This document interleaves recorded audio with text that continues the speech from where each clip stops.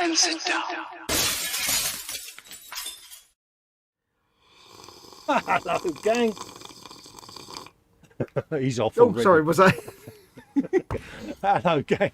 Colin here, Festa 67's workshop, and I'm joined by Fox, the model making guru. Hello, everybody. Hello, welcome to the show. It's very good. Kajit welcomes you. Yes, hello. Yes. What am I doing? He's taken the red pill tonight, folks. He's a bit hyperactive. Just thought I'd warn Kajit you. may have been on the mead. So, Haven't been on yeah. the mead. Well, Friday Frolic. So I'll have a quick looky-loo who's in chat. First in was Dave saying hello to everyone. Jeff Candygram from Mongo's been in and said hello. Candygram from Mongo. Candygram from Mongo. Richard Pezzle's in, says hello. Colin Foxx, everyone else. Sorry I've not been around. It's been the busy season where I work and he hasn't had much time for myself. Not a problem, mate. Not a problem at all. No. Come and go as you please. That's how these things work. Absolutely. If I've missed anyone in chat, sorry, but mine literally starts with Dave saying hello, everyone. Marcus Brunn's in, says evening, morning, he says to everyone.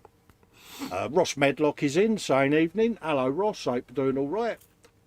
Paul Ditter's in, saying evening. Hello, Paul, lovely to see you the other night, mate. Hello, Paul.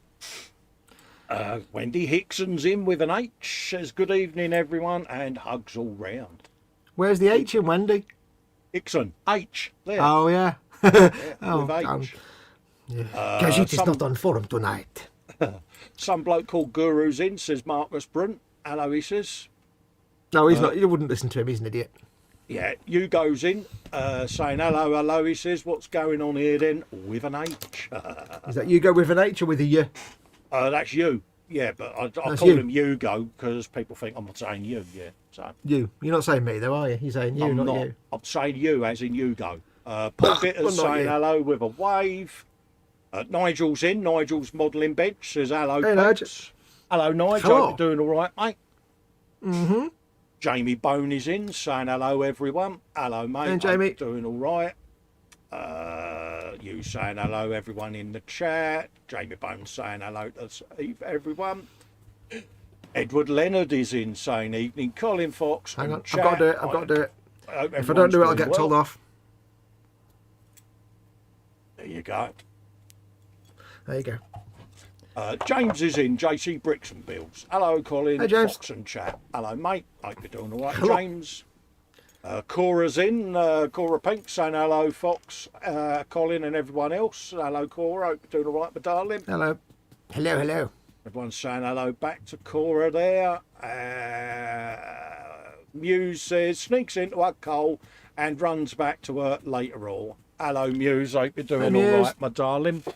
Big we've received some very special hugs as well. Nigel says that Jess is sending doggy hugs to all. Oh, So I'm going to guess that Jess is a pupper. Yes. Jess is sending doggy hugs to all. There you go. We always Hugs to Jess and a nice accept. pat. Yeah, we always accept pupper hugs.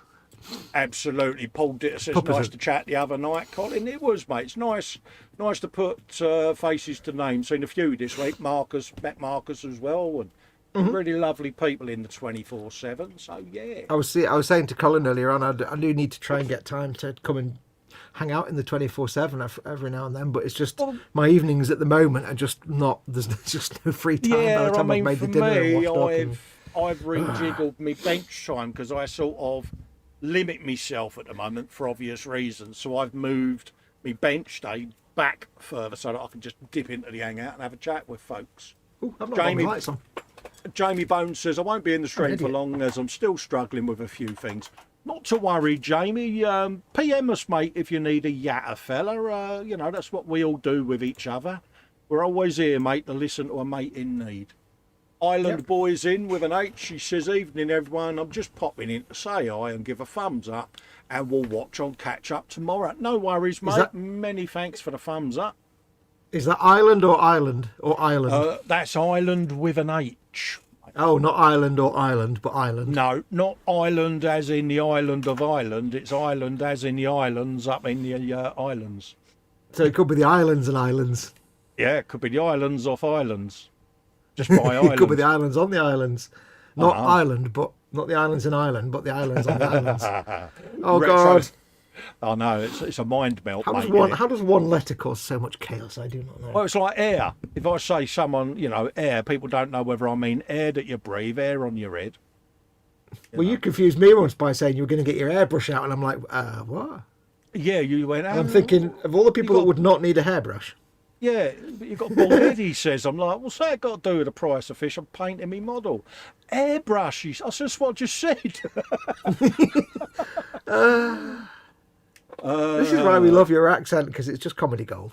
Oh, mate. Donald McKenzie says, hello, guys. How is everyone? Fine and dandy, oh, mate. Seriously, windswept. Had a wonderful week, mate. I'm just glad to be back at the bench, mate. Yeah. Islander boy says, well, explain that, Colin. That'll have Fox confused. Well, my missus is from the islands because she was born in Findorn up in Morrisshire. So, yeah. Is she from the islands or the islands? Islands, oh, yes. Roaming in the gloaming and all of that gubbins, mate. Yeah. I'm just going to I want some power of the gifty gears to see yourselves as others see us. over to the bench cam and bung some light on the situation. See, you don't often expect to come onto a modelling live stream and get quoted Robbie Burns, do you? See? Absolutely. They would help if I put me tablet of goodness on, wouldn't it? So that I can have the chatlings down with me. That is the only 2 lines of Burns poetry I actually know, but... You Golden says it don't take too much to confuse Fox. Believe you me, mate, it don't. Listen, my ability to get confused is matched only by my ability to get lost. I get lost getting out of bed, so... You've got Trust no me on sense this. of direction, have you? You are I useless. literally have no sense of direction. I was happy when sat-navs became a thing. I was so ecstatic, and then I suddenly realised, how the hell did I ever get anywhere without sat-navs? Well, there's I don't going to know be how I used to do it. a lot of blokes in the chat that can relate to what I am about to say. But before sat-nav, there would be many an argument on a car journey with your missus, who was your map reader in the passenger seat. Because women and atlases just don't get on, because you'd be gunning down the motorway and they would look at you and go, you should have took that turning. Oh, thanks for letting us know, love. Or they would say, keep going and then go left at the next roundabout. And you're like, I'm on a motorway, there ain't a roundabout. Oh, sorry, I'm on the wrong page. Only to find you've been going 20 miles the wrong way. It's like, yeah. So for me, sat-navs were brilliant. But what did they do? They gave it the voice of a woman. Mine can't say roundabout. Oh, It says, take the 3rd exit at the roundabout. I'm like, what? Roundabout? Mark Although, to A. be fair, Prosper Dioramas has just subscribed to my channel. Thank you very much for the subscription, mate. Oh, jolly good. Welcome. That was what that little jingly noise was, Fox.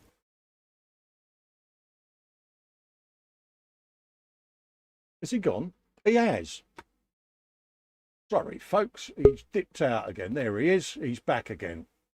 I'll let him add himself. I didn't actually hear a little jingly noise. Oh, didn't So you? I don't know. Yeah. I don't know if you forgot to set it to output. I'll I'll have to have a check on the playback later. Yeah, did it come up and play a little jingly on the Aldrin McCallum it?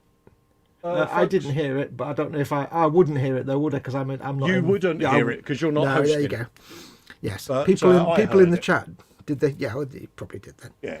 Did you hear a nice little jingle there? Because yes, folks, as per the little banner going along the bottom, if you sub to me channel, join me channel or whatever, you get a little jingly come up and you get to see your names on the screen. Oh no. Can't go wrong with a nice little jingly, can you? Took me ages to choose that. Diddling. But yeah, I'll take it audio and videos coming through nice and clear, folks, as well. What was I going to say? I was going to say something. And the thing I was going to say was, I have no idea what I was going to say. What's in your belly and what's on your bench? That wasn't what I was going to say, but that will do. Always Garner's a good one. Yeah, bench and belly, folks. Absolutely. God, that one needs to sit back. Bloody Windows camera drivers are absolute gash. There you go, that's everyone there. Ross is saying all good, Colin. Thank you very much, Ross, for letting me know, mate. Muchly appreciated. What you doing tonight, I hear you ask? I'm doing a bit more work on the battle wagon. That's where I got to last week with it. Let's just We have a, There you go. just quickly, we have a bizarre question from Retro Rabbit who says, anyone have tips to relax your jaw muscles? Mine are rock solid and ache like mad. I'd say see a doctor and get a rabies shot. Yeah, you probably find that whilst you're asleep, you're grinding your teeth, mate, so get a gum shield. Yeah, but I would just maybe see a doctor. Yeah. Just to, because it's probably not rabies, but Yeah. Yep, so I'm working on the battle Probably. wagon. What are you working on, Fox? I'm still working on my Bane blades. There you Little go. detail bits at the minute here. Just working on the filigree at the back at the moment. My extra sprues arrived as well. That arrived during the jolly week. good. So I got the roller. And And I might have been 3D printing stuff, mate. hang on, I'm just painting a fiddly bit. Let me. No, you carry on. What have you got? I have been 3D printing because someone wanted me to do a catapult Oh yeah. Oh, look at that. and boxes of squigs that will go in said catapult. I've got There was actually an wheels STL of- file. There was actually an STL file for a box full of squigs. yes. So I've done Oh, loads awesome. of boxes of squigs, different bits, wheels, balls. Balls. You'll like these. Look at that cute little turret. Oh man. Eat, eat. I find it vastly amusing that there was actually an STL file for a box of squigs. Yeah, it's brilliant, isn't it? But look at that. Look at that for cute. Look. Oh. So yeah, we got Perfect. squigs, and I've also got a squig shaman with his little squig. Awesome. So yeah, that's going to be getting towed along behind the battle wagon, folks. So Like yeah, it. so it's going to have the roller on the front, then it's going to have big ass trailer. In front of Big that arse is trailer. in front of that it's going to have the bogie with the front wheels on, and that's going to have turrets on it each side, and then it's going to have big squid catapult on the top of it. Oh, awesome. So is that good, Festa? That works. That does. There you go then. See, that's what I've been up to this week, mate. Bringing all these bits. Do you know what it could use? Oh dear, crow's nest. No, on top of that turret that's already on the back. What's on top of it? What this? Yeah. That's a geezer with a gun. Is there space to fit a smokestack, like a ocean liner style smokestack, Yeah, there will be. Like I a will Titanic make style? space. like Yeah, a giant I'll make- Titanic style? Yeah, I'll make space. Then you can have like the cables holding it in place and all that kind of stuff. Yeah, I'll make space. You know me, mate. If you make a request, you know me well enough to know that Oh, yeah. I will do my damnedest to make Oh, the yeah. request happen. See, I'm I like tempted to. to swap that turret there with this bloke with a gun. Put the turret over there and bring him down on there, but I don't know That might yet. work. And then put the big ass smokestack in for you. Then there you go. Big made ass the request. smokestack. Your request. I'm not shall- making requests. I'm just coming up with dumbass ideas that I don't have to implement. Those are the best ideas that I can think of. Yeah, but 9 times out of 10, they're damn good ideas, aren't they? So why not? Every idea that I don't have to do any work to implement is a good idea. Anything that makes me add additional stuff to my builds. Yeah. Anything that means you don't finish 4 builds when I'm halfway through 1. Oh, mate, honestly, I just like doing things slightly differently, mate. You probably noticed. You don't say. Yeah. So You don't say. that's kind of what I've been up to this week, folks. So that build now I'm happy with. I've just got to design a base now. What else have I been doing? Oh, I might as well show that. I've been playing. You saw a picture the other day, didn't you? I've been playing with me Kshatriya, Yeah. ready for when I start building it. And that's what the original bit's like. It's a bit boring, isn't it? So I might have had the saw out and started opening mine up. And I'm going to have... What's Festa's favourite tool? The Tamiya saw. Yeah, so I've started adding different areas where I'm going to scribe panel lines and once I decide what ones stay, what ones go. But yeah, I want that to be on an hinge, and then all the bits and pieces On an will hinge. fire out. So Just say hinge that and again. all. On an hinge. On an hinge. On an hinge. With an H. With an H. An hinge. A door hinge. Onaning on an hinge. Yeah, it's an hinge. It's an hinge. Yeah. Don't ever change, Cole. Welcome to the Friday Frolic, where Fox makes Festa say things. That's because I love the way you say things. Everybody loves the way you say things. You must realise this by now. I just think it's funny the way you and Ted have started doing Mockney. It's so sweet. Even Tony Fairclough does it. It's like, The thing is, I can't actually help myself because if I'm sat talking to anyone with any kind of strong accent of any kind, yeah, I unconsciously start to mimic it. So that when my brother comes over, my brother's lived in Tennessee for like 30 years. Oh, right, yeah. So he speaks like me, but he has kind of that AQI where he goes up at the end of sentences and then he goes like that. And he's kind of got that. He's not got the Tennessee accent, but he's picked up the Tennessee intonation. Oh, right, yeah. So you can tell when my brothers come over for a holiday because for about a year afterwards, I'll kind of do all this all the time. And I'll go up at the end of sentences and I'll be like this all the time. It takes ages for it to work its way out. Donald Mackenzie says his mother and father are from Ballantory, across the Moray Firth from Findorn. Happy days. Nigel's modelling bench says he asked earlier, how's Mama Fox? Yeah, you'll learn, Nigel. Me and Fox are absolutely useless when it comes to keeping up with the chat. How is Mama Fox? Says Nigel. She's doing all right. Nigel. She went in for some surgery on Monday. Yes. Monday. Just overnight job, so she came back out on Tuesday.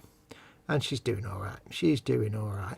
Still got a long road to recovery yet, but hey, she's getting there slowly. Yeah, Bless she's a her. strong girl, isn't she? Bless her. Yeah. Yes, the one thing you have to realise is, especially with I don't know about Cole, but with me, when I'm actually doing stuff like building or painting, like I am right now, and I don't even know if I'm on camera, I'm actually wearing my lenses, my magnifying lenses on my glasses, like that. Yeah. Which means basically anything here and beyond is a massive blur, and the chat is just over there on an iPad. So I can't actually see. I can't actually read any of that. So I don't see. Yeah. I have my chat literally there. Yeah. I mean, I could put it closer to me, but it would be in shot, and then it would get in the way of my model. So if you do want to catch our attention, there's a couple of ways you can do it in any stream. Whoever's channel it is, you can do @ and then their name. So @ Festa 67's workshop, or if it's on my channel, you do @ Model Making Guru. That will put the host's name in a big orange box, and there's no way to miss it then. Colin will know when you're trying to get his attention. Or if you want to be a bit more charitable, you can do a super chat by pressing the dollar symbol at the bottom of the chat window. That puts your comment in a massive coloured box and also does a little animation that Colin can see. And that way we've got no way at all to miss your comment. But that's optional. If you want to, you can just do @ Festa 67's workshop. Absolutely. And that way, even though the chat is a complete blur to both of us, Colin will at least see that you've tried to get his attention. You can do @ Model Making Guru to get mine, but if I've not been in chat for 10 minutes, it won't pop up because it'll have timed me out. But it's all about trying to get our attention. But apologies if we do miss comments, because it says bench, sea view. I bottled the lightning kit I initially bought, went back to Micro Miniatures for bits that need soldering, and Belly is pizza. Marcus Brunn, Belly, a winged Hang on. You can't just say pizza. That's all he's wrote, mate. No, that's what I'm saying. I'm saying to him, you can't just say pizza. He's got to pad that one out a bit. Right, where was I? Marcus Brunn, I think you're on. Marcus Brunn, I know. They say don't work with animals and children. They should put Fox in there, really, shouldn't they? Well, Fox is an animal. Bench, Winged Gundam, 0 version. Belly, leftover stroganoff. Stroganoff. James, Belly, sausage and cheesy bean bakes and fries. Bench Ooh, nothing cheesy yet beans. as he's preparing for his stream tomorrow. And he's doing a Type 99 tank with loads of digital camo stickers. Ooh. Nigel's laughing because he says Fox said, see your doctor. Don't he realise how hard it is these days? Oh, yeah, I do. That's why I've had changed GPs. Andy Graham says Colin hits one out of the resin printer stadium yet again. Honestly, it's come up really nice, mate. I mean, the old rivets on that bad boy, Jeff. And all the fan vents. Look at that. And that's literally how that came off the printer. Mint, mate. I can't see it very well because I'm on StreamYard, so I get the blurry picture. Yeah. But You know, the wood grain on that and the chain links, mate. It's, whoa, isn't it? Look at that. Whoa. get a load of that. It's riveting, mate. See what I did Oh, you nailed that one. there? Ross says, catapulted us both to fame. Ross says, bench 7 Stormcast Eternal figures and Space Marine Outrider. Belly coffee only as he's not decided what to eat. I really can't think of an amusing way to get the word trebuchet into a sentence. So you win Oh, that one. mate, look at this one for a belly, mate. Retro Rabbit, belly, buffalo chicken nuggos on Caesar salad. Oh. Bench, a second 1/20th ground crew figure from Industria Mechanica. Oh, Industria Mechanica. That's a chap called Fichtenfu that does Industria Mechanica. Is it? When I was first learning how to paint Millennium Falcons, his How to Paint Millennium Falcons was one of the guides that I learned from. All right. Paul Dicker even. Apologies, Paul says belly, chicken, jalapeno, pepperoni, and various chilies. Paul You say D. Tommaso, jalapeno. he says, good evening, Colin Fox, and all in chat. He's the grammar police when I'm around, he's a git. This pronunciation is not grammar. That's pronunciation. I'm mispronouncing. Yeah. Mispronunciation. That's the one. Jalapeno. Jalapeno, that'll do. Yeah. Do you put that on your tortillas? Yeah. Oh, yeah. I've just earned another £1.50 for doing nothing there. Thanks, mate. Yeah, that's to do with that link you sent me last night. What? Oh, yeah. Yeah, you know what I mean. I know it. Old Ditto says, I will take either. Happy days, he's heard worse. Oh, yeah. Believe you me, mate, yeah. Do you know Bless you. what? What? Do you know what? What? I love painting skulls. Really? Yeah, because it's like, they're tiny, but they're super easy to paint. With a good Yeah. brush, they're super easy to paint. To make them look awesome. Anyone got skulls, send them to Fox. He'll paint them. No, don't send me skulls. I mean, I don't mind painting like 12 of these, but you can actually buy a box of skulls. Yeah. There is actually a Games Workshop box of skulls. And it's got hundreds of them in it, because you put them on your bases and stuff. Yeah. Yeah. Because that's what Warhammer's about. It's about the skulls. Oh, absolutely. Skulls and spikes, mate. Now, here's the question. Yes, fire away, mate. Skulls. I've decided that the skulls on the back of the Beyblade and all this filigree are actually proper, actual, real skulls made of bone. Oh, right, Do we want yeah. them to have a slight greeny, mouldy tint to them, or are they going to be clean and How are you sun-bleached? weathering the Baneblade? Are you having it as a well-used example, in which case they would be a bit gungy, or is it going to be a sort of cleanish weathering scenario? Oh no, the tank will be weathered, Yeah. so they'll get covered in that anyway. But that'll be like dust and dirt. But the underlying bone, I'm asking the people in chat, or even asking you, should the bone be hello? That was rather round and mellifluous. Was, wasn't it? Should the bones be nice, clean, bleached? Or should I give them a slight little tint of green here and there to suggest they're a bit old? Yeah, give them a bit. They've been a bit exposed of to the weather greeny for a couple of tinge, generations. Yeah, Bit of a yeah, green they're a tinge. bit scuzzy. Because I'll do all this and then basically I'll weather the back of the tank. They'll never be seen again. But Yeah, but you'll know it's them. yeah. But yeah, painting skulls. And can you believe I'm actually I've been painting all these details on the back, on all the little gold trim and stuff. And for the first time, I've actually had some good experiences using Citadel's brushes. Oh, mate, bloody hell. Using the Artificer brush and stuff. You're Citadel royalty then, are you? No, I don't know. It's like normally I can't stand using their brushes because they're not fine enough and delicate, but I'm actually doing all right with these. They don't seem to wear well, do they? No, but I'm actually doing all right with these, somehow. Yeah. Edward Leonard says he's got the box of skulls. Yep. Nigel says he was watching one of Fox's Falcon builds earlier. He said water slide transfers are called decals, not decals. How can he back this up? It's a subject that fascinates me. That has been an ongoing one, isn't it? As long with tomato or potato or patata, isn't it? Yes, technically. Hello, Mama Fox. Hello, Mum. Hello, Mama Fox. Hello. Technically, if you want to be absolutely accurate, it should be decal. Oh, right. Because it's a French word. Décalage. I think it's découpage. Not découpage, it's décalage. No, I think some, décalage, based on a French isn't word. it? Anyway. Yeah. Yeah, so it should be decal, but that sounds stupid.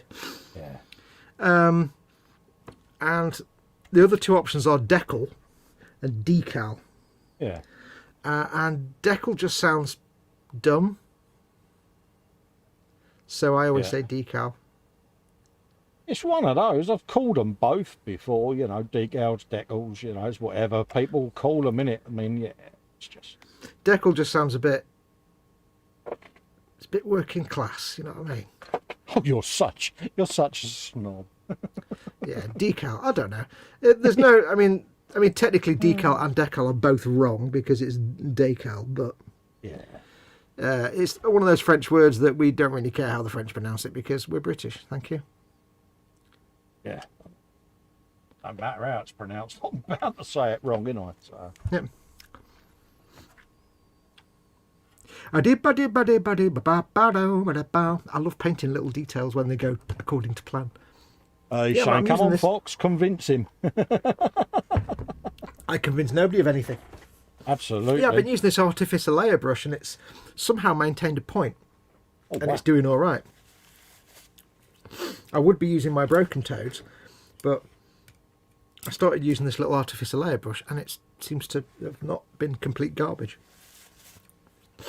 Yeah, I must have just got a good nice, batch. they are a nice brush, the Toads, I must admit. Yeah, Broken Toads are lovely. Right, from now on my channel will say decal, says Nigel's Modelling Bench, but then you'll have to explain it to everybody all the time because nobody says decal. You do realise, Nigel, you're going to unleash a whole world of hate, mate. And you're also assuming that my memory of that explanation is actually correct and not just some half-assed thing I've pulled out my arse, because it might well be. Yeah. And there's of course decal.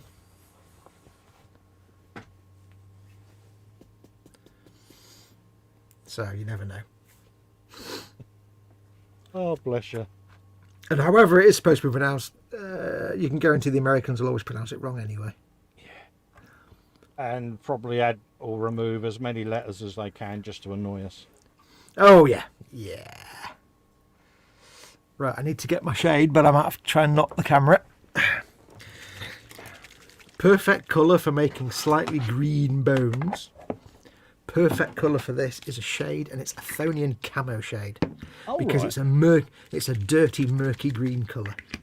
It's not a bright green colour, it's a murky, dirty green colour. And Paul D. Tommaso's got the ultimate way of solving the argument. Just call them stickers, he says. Oh no, because they're not stickers. You could just call them. You could just call them transfers. That's what Games Workshop call them. And it's quite charming in a way that they still call them transfers, because transfers is a real sort of 1970s, 1980s British way to refer to decals. Yeah, that's what I called them when I was a child, was transfers. It's kind of a vintage way of of calling them until, you know, when you grew up and you realised they were called decals. Yeah. Unless you're working class and you call them decals. It's already getting under his skin, isn't it? Says me being as working class as they come. I know. It's what makes me laugh. So yeah, so it's quite funny that they still call them transfers. It's quite charming in a way. Nigel says, "Yeah, I'll get loads of crap for saying it's wrong. I'll get more now. Yeah, you'll get them all coming out of the woodwork hating on you, Nigel. It will happen, mate." Yeah. If you just say decal because I'm not a northern working class monkey, or a northern working class northern monkey. There you go. So the slightest tinge of green on those skulls that no one can see because they're so tiny anyway. And it's a webcam. Yeah, but you know they're there. Do you know what? I don't know why, but I find painting little tiny details sometimes to be the most relaxing part of painting, and sometimes to be the most stressful. But for some reason, skulls. It's therapeutic, isn't it? Skulls always come out really nicely, even if you just do a half-assed job. They always look good.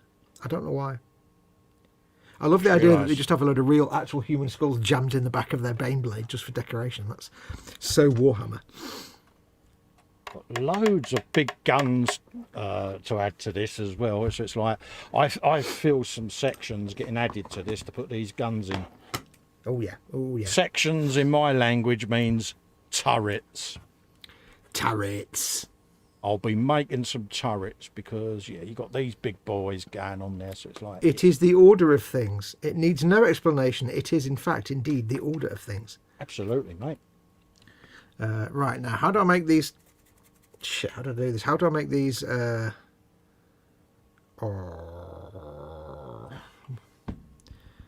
got purity seals, and I need to make the purity seal material not look exactly the same as the skull, but it's the same colours.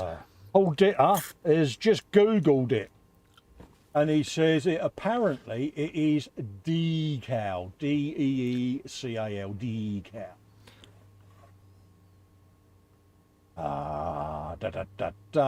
Nigel's going to say on his channel it's called a daycal. Andy McClish says, "Hello, idiots, all in, Fox and Colin and Barry and T and Pimpernels." Have you ordered any Barry's tea bags yet? I've ordered them, yeah, they ain't turned up yet, mate. Unless they're out in the Dropbox, of course. Can't believe I've actually got you to order Barry's tea bags. Get in. Yeah, I'll order anything, mate. Obviously said to me the other day, you want any pot noodles when I get me shopping? He said, yeah, no worries. She said, what ones? I said, a couple of beef. I said, and a couple of chicken and tomato. Or chicken and mushroom, even. Chicken and tomato, that's heresy, that is. Hey, mate, mix them both together. It's a flavour to be tried, mate. I must admit, I've not tried mixing them together. Is it a taste sensation? It's an acquired taste. It's a barrage of sustenance. That's how I just... See, when somebody says acquired taste... Yeah. When somebody says acquired taste, that generally means it tastes like slightly parboiled ass. Nah, it was all right. It grew on me. Because you don't get all of one particular flavour. There's a hint of both, if that makes sense. And oh, yeah. Neither one was overpowering the other.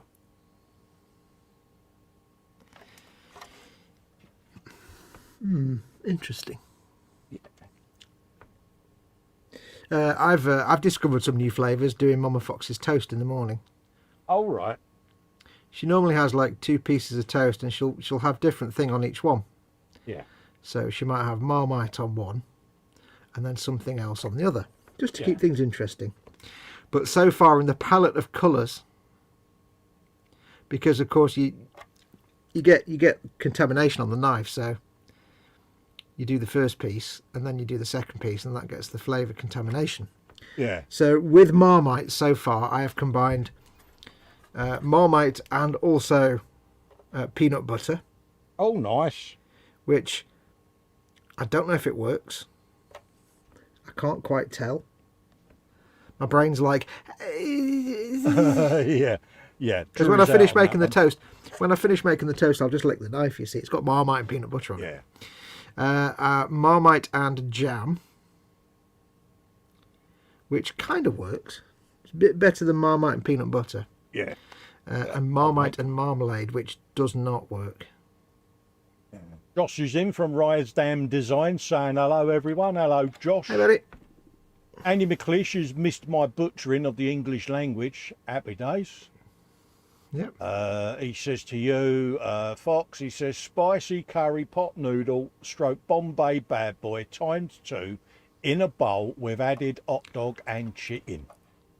Ooh, I don't know about spicy curry because it's neither Yeah. spicy nor curry, but Bombay bad boy, absolutely. Happy days. Although, Josh's...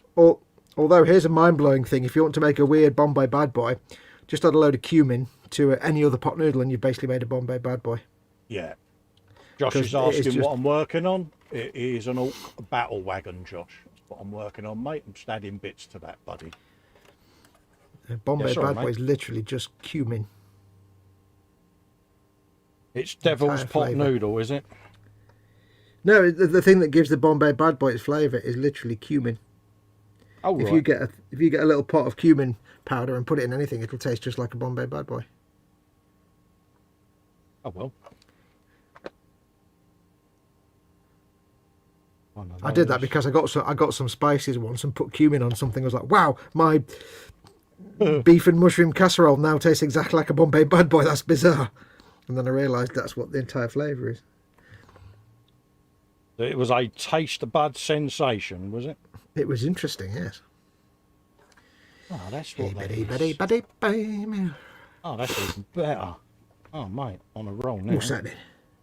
Oh, this thing, I just realised that's a big blaster gun thing that's going to have a shroud or a shield. And it's on a turret base, so yeah. That's handy. Because that'll now go where that is. And then I'll put the turret on its arris. Happy days. Aris. Yeah. La, la, la. Managed to get away with that in my first E-Models videos, didn't I? Yeah, sticking it on his arris. Edward Leonard says, welcome to Fox's gross food imperium. And then he says, emporium even. Either will do. Yeah, we want that to go on. Rabbit says, English doesn't borrow from other languages. It waits in a dark alley and beats them up for loose grammar. True. Morning, Vicar. There you go.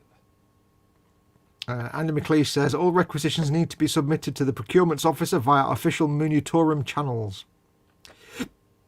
That go in like that. I get that. Colin won't get that. What's that, Move my Geese? camera down a bit. It was a very Warhammer referencey comment. Oh, was it? You was... yeah. If it just sounded like a load of won't. random words that made no sense, yeah. Yeah, I won't pick up on it because this is all new to me, mate. I'm still learning, mate. I'm a trainee.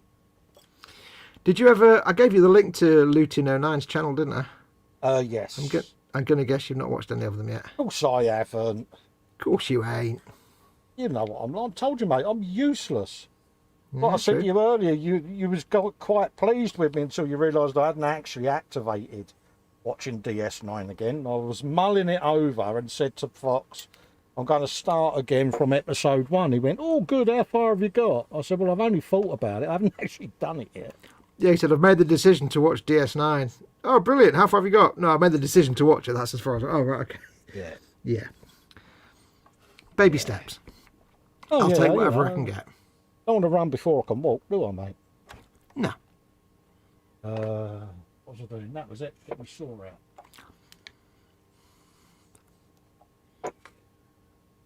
Because I want to put a turret on there. Stick a turret on it. Yeah.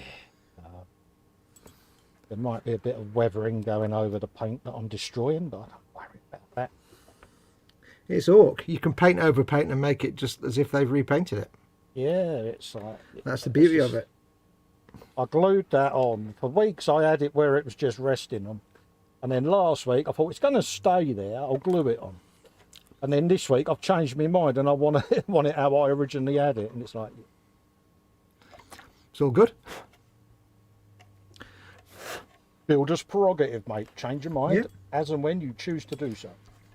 Best way to think about orc stuff is like, imagine you went to a scrapyard and you found a 1989 Vauxhall Nova.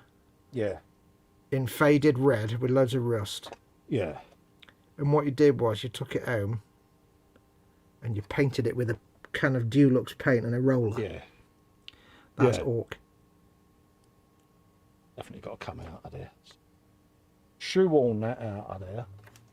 But you ran out of paint halfway through, so you've got like 4 different colours going on.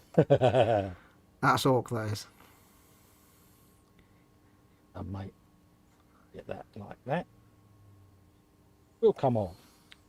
Resistance is futile. Resistance is useless. Hey, something. I certainly glued that in. I'm impressed with myself.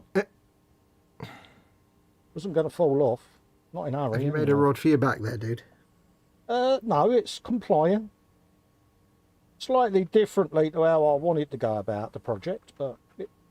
You have 5 seconds to comply. Yeah, the end result will be just as bad, because it is one of my builds. I'll get told off for saying that. Yeah, there you go. Yeah, I'm telling you off for saying that. Joke.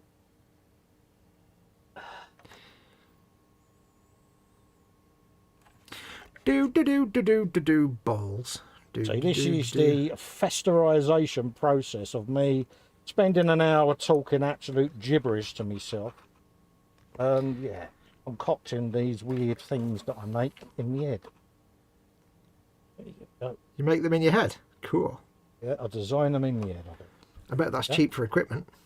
It is, mate. Saves me a fortune. I have to buy glue and paint and everything. You don't. You don't want to be doing that. Let's get a drill in the middle of that.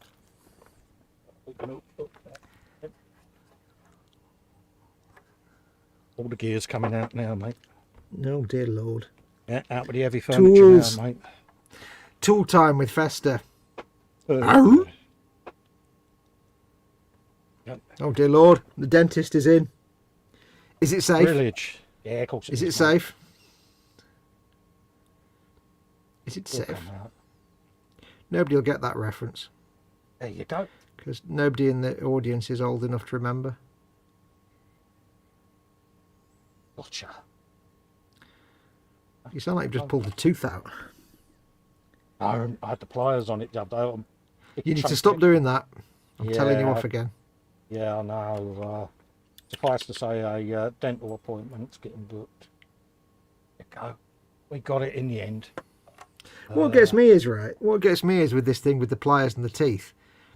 You've tried so many times to yank teeth out with the pliers and they've never come out, which means your teeth are in perfect condition and really secure. Yeah, I've only got a couple of fillings, but...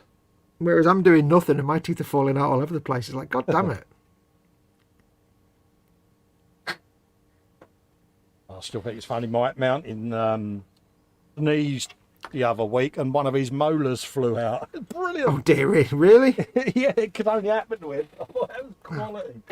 I don't even know how that happened. Yeah, he's like, snap. And then he pulled this bloody molar. He was like, oh, I wondered what that was. Oh, good God. The turret is now on the back, ready for the stack, mate. Look at that. See? Hang on, let me, hang on. I need to look because I can't look when I'm painting. Hold it still because I've got the grainy image on my end, so. Let it resolve. Oh, I get it. Oh, look at that. Oh, yeah. Looks better with the turret, doesn't it? Is it going to be a proper, like, red and black Titanic type turret? Stack? Yeah, it's going to, yeah. Do I have it going in the middle or do I have it coming out of its arse? Like, you know, out around it, coming out the side. If it comes out of this, I'm going to have to draw this, aren't I? Yeah. Here we go. Let me get a piece of paper. I understand what I need. Here we go. Here we go. Fox is drawing things now, folks. Right. Here's what we're doing. He makes me laugh. Here's what we're doing, he says. Right, here's the thing. There's the hole you've just drilled. Yeah. If it's on the top, yeah, it needs to be like that. That's right, with the old guide ropes holding it up. Yeah, yeah. Like that. If it comes out the side. Yeah.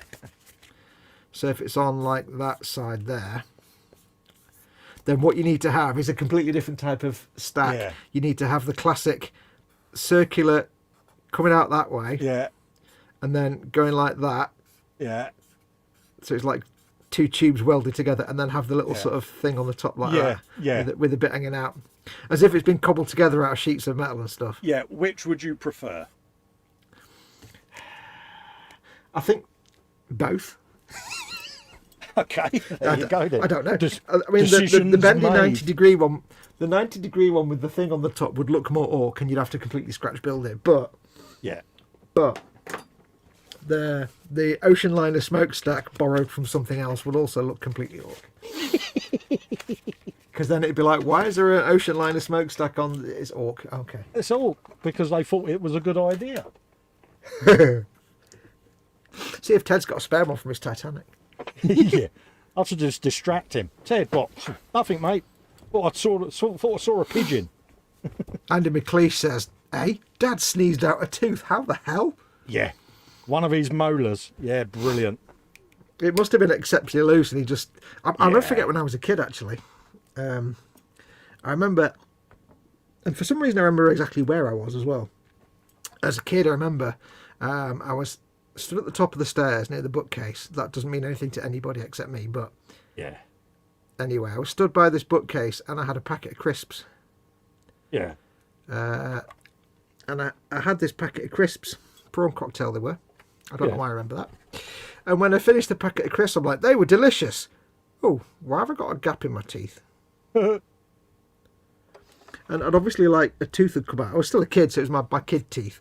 A tooth had obviously come out, and I'd just eaten it. Because I hadn't even noticed I'd just been eating my crisps. Absolutely. I swallowed a tooth. That sounds quite disgusting, to be perfectly honest. Andy McLeish is saying to me about my wife threatening me with a rolling pin. Just as well, it ain't that death roller. Yeah, I was looking at that, thinking if she saw that, yeah. That's why I won't let her have a steak hammer, because she'll use it as a weapon. Oh, yeah. I've got to admit, though, you do have an advantage, being married to H.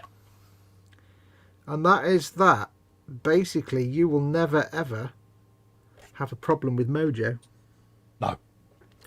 Because even if your Mojo gets up and buggers off, H will kick your arse and get you in your room. And so you'll have no choice but to be at the bench. I'm pretty lucky, because normally what I do if I'm struggling with Mojo is I'll either edit or I 3D print. But that's where like they've come in handy. when any of us struggle with Mojo, we get struggling with Mojo and we get bored and depressed. When you struggle with it, H still kicks your ass into that room anyway, so you've got no choice. Oh yeah. She just says, don't sit in here moping. Go and do something constructive. And she's right. She's a good girl, mate. She'll be like, "Why are you sat there? I've got no Mojo." Is that a feeble excuse? Yes. Yeah. Okay, dear. I'll go and get on with it. That's why I often say to people, I answer to one person in this world, and it's my missus. And Yep. yeah. Trust her judgment on anything, mate. She's diamond. God, that's painful to say. There was many years ago in the early days of the internet. Anybody on AOL will have come across a couple of audio files called Man Song and Woman Song. I don't know the origin of them, and it was this comedian who sang both of these songs. The Man Song, I don't remember much about it, but basically one of the lines was something along the lines of, "I'm a man and I'm going to do whatever the hell she tells me to." Yeah. I'm a man, I'm going to do whatever the hell she tells me to. Nigel's Modelling Bench says, "Colin, I've made a mould for a 1/200th hood funnel. If you want one, I'll cast it tomorrow." Oh, legend. Yeah, no worries, mate. Let us know, mate, and I'll sort out postage for you, mate. Send you a drink. Post you later,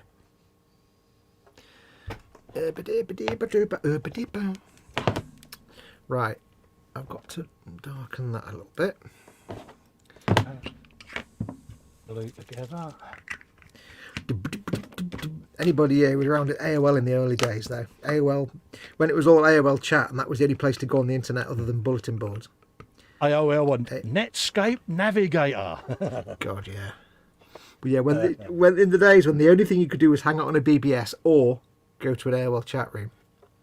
Yeah. If you know what ASL means, then you'll know what I'm on about. Anybody who knows what ASL stands for, you know exactly what I'm talking about.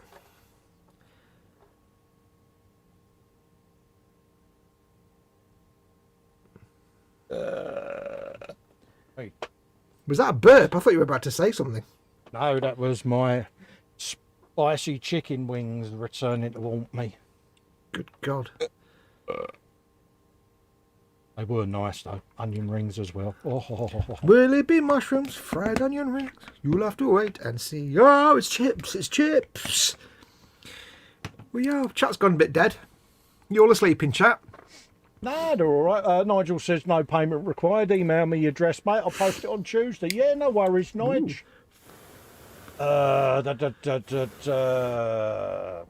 It's not Alpha Sierra Lima. That says Andy McLeish. No.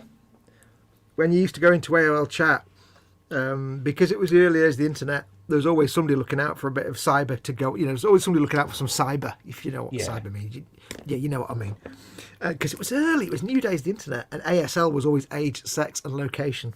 Yeah. Right, how old are you? What are you? And where are you? Yeah. You just go and say, "Hey, everyone," and somebody would go, "ASL."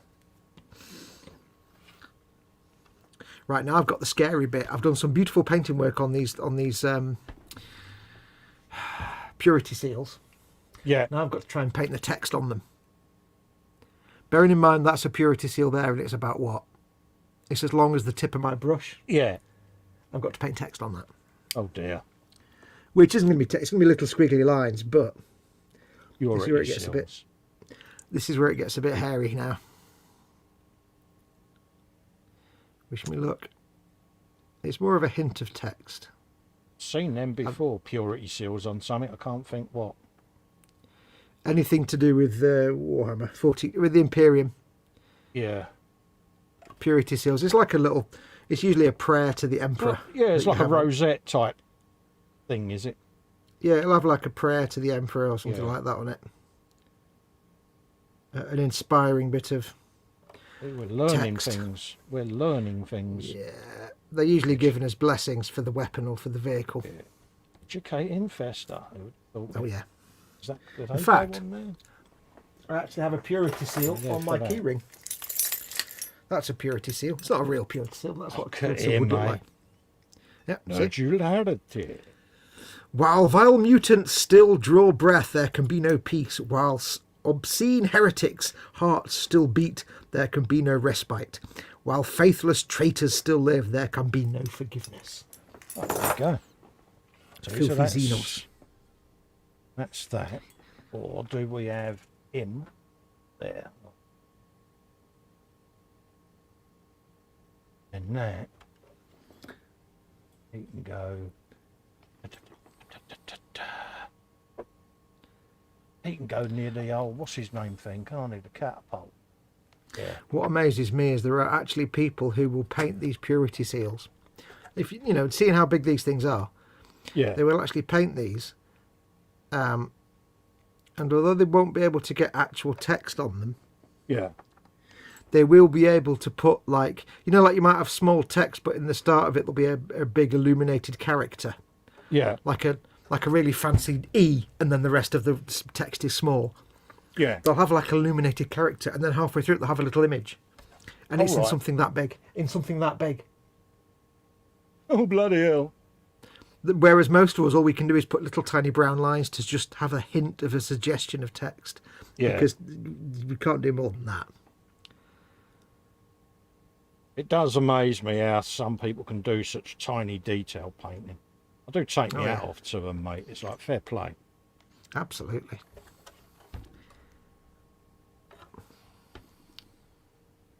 Got that. All of that gubbins. And then. You do realise that gubbins is a very orc word. You really are an orc, aren't you? Well, I didn't want you to realise straight away, but yeah. Because gubbins is actually an awkward word for any kind of machinery. Yeah, it's all gubbins, mate. If you look at the orc, did you get water slide decals with the boom jet, the Dakar jet? Yes. It should have a load of funny little glyphs and symbols in there, I think. Yeah, there are. Yeah. Yeah, and they all have an actual meaning. There is actually a list of what each glyph means. Oh, right. So when I did mine, I specifically put specific glyphs on the back, on the tail plane, to spell out the name of the pilot of the Dakar jet. Oh, right. So there is actually a glyph for gubbins. Which there you go. I'll have to find that now, you know, because that will go on there.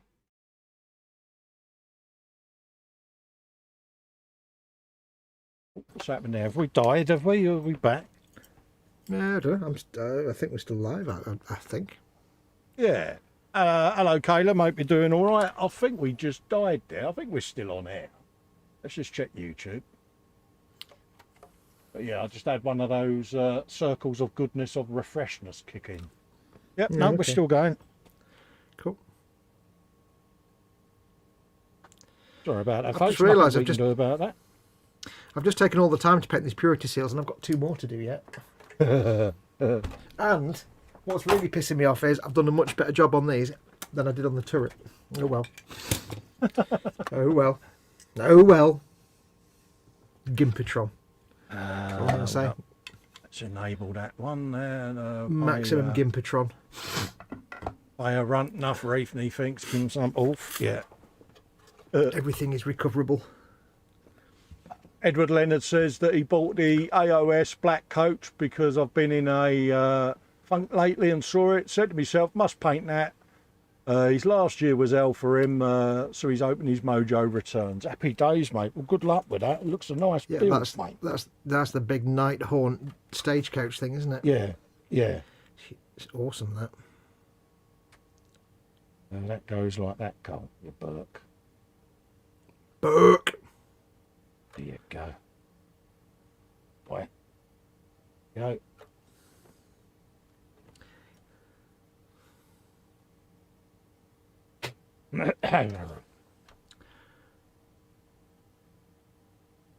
If at first you don't succeed, blow on it. Nigel says, I've just poured your funnel and funnel cap. Look forward to seeing what you do with it. Oh, happy days, Nigel. Cheers for that, geese. And ledge, isn't it? Has he just done a Craftsman pour? Like a 2-part mould pour like Craftsman? Yeah. Oh, yeah, he's got all the gear up there, mate. But when you do it, though, Nige, do you do it with the voice of Craftsman? We're going to do a 2-part pour. Now, that would be good. Crafts, Nige. Yeah, that would be good. Bless. Oh, cheers for that, Nigel. I'll email you in a sec, mate. Hello. Welcome to the Nige Man Show. My name is your host. There's a new Craftsman up today, by the way. Oh, is there? I'll be watching that later. He uses a squish mould. Oh. Yeah, you've got to watch a bit of Craftsman, folks. Yep. Craftsman and Craftsson. Craftsman makes everything better. I mean, Craftsman could literally just make a video about nothing, and I would still be the best thing all week. Yeah.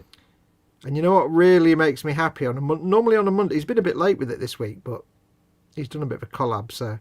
But what normally makes me happy on a Monday is that there's 3 videos that I love to watch, not because of the actual content, but because I love to listen to them. Yeah. It's the sound. One of them is, of course, Craftsman, because I could listen to that all day. Yeah, definitely. Another one is Journey to the Microcosmos. Yeah. With Hank Green. Now, Hank Green does like a million different channels. And he's got a kind of energetic, lively voice. But on the Journey to the Microcosmos videos, he's dead quiet and softly spoken. And it's really mesmerising. Yeah. And it's all about like microorganisms and stuff. Oh, right, yeah. So it's all microscope footage.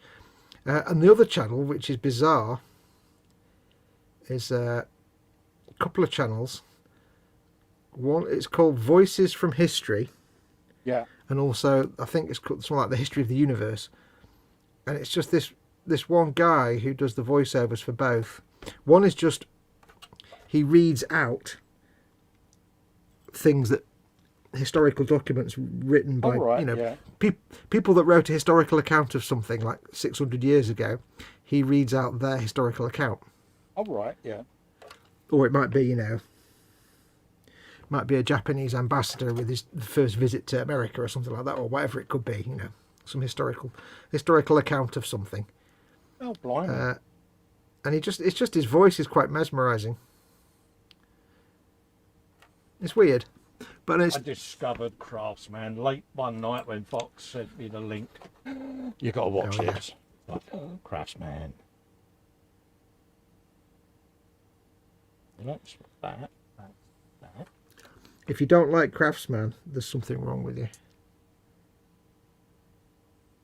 And the roller got to go on there. Basically, it's how you test for psychopathy. Play someone a Craftsman video. If they don't like it, then they're a psychopath. There you go, perfect. And you need to take them out with a rocket launcher.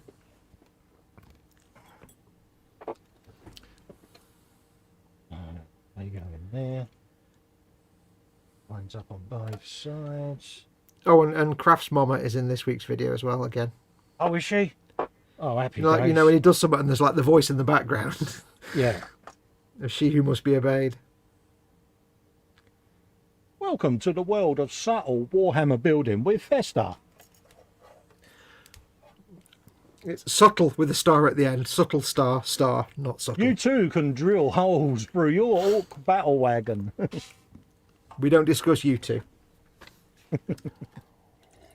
Don't think about it, folks. Just get the drill out and drill it. As Fox last week said, he wants the roller and the dozer blade on here. So he's getting what he wants. Festa's Guide to How to Mod a Model in Easy Steps. Step 1. Get all the bits you need and a dirty great big drill. Step 2. Draw the rest of the fucking owl.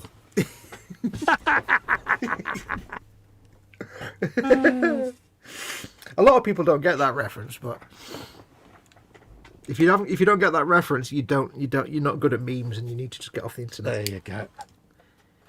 You will go back in like that. There you go. Have you some of that? Have you some of that? Now, will fit on there.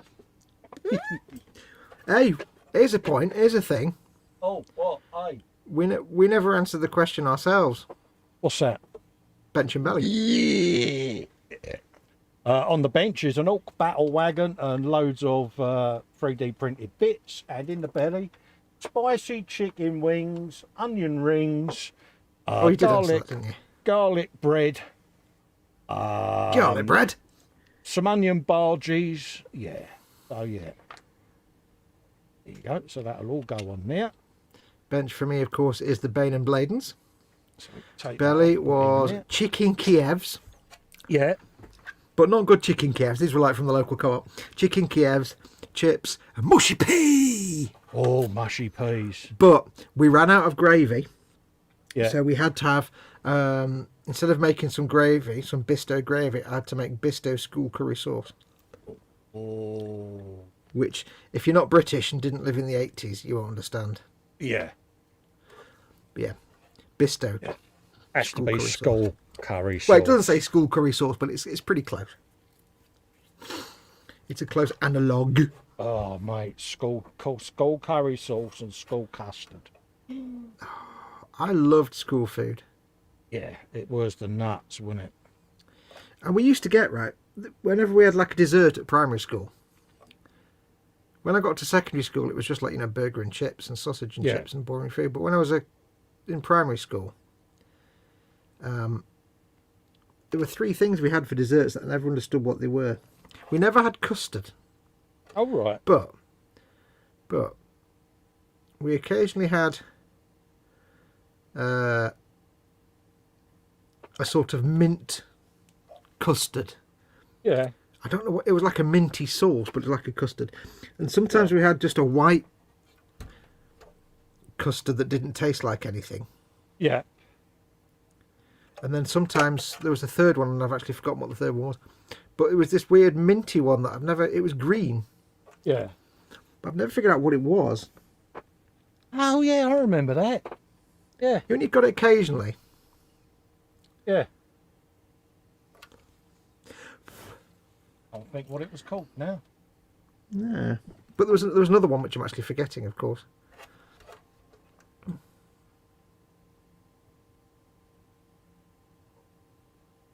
But there was the white one, and I've always wondered what the white one actually was, because it didn't have a specific flavour that I can remember. It wasn't just not flavoured, Yeah. but it didn't have a specific strong flavour. But it was most pleasant. And I always thought it was white sauce, but white sauce is a savoury thing, so...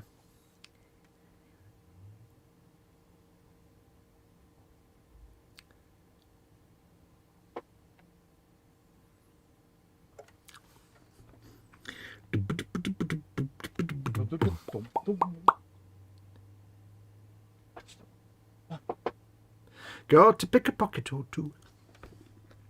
Right.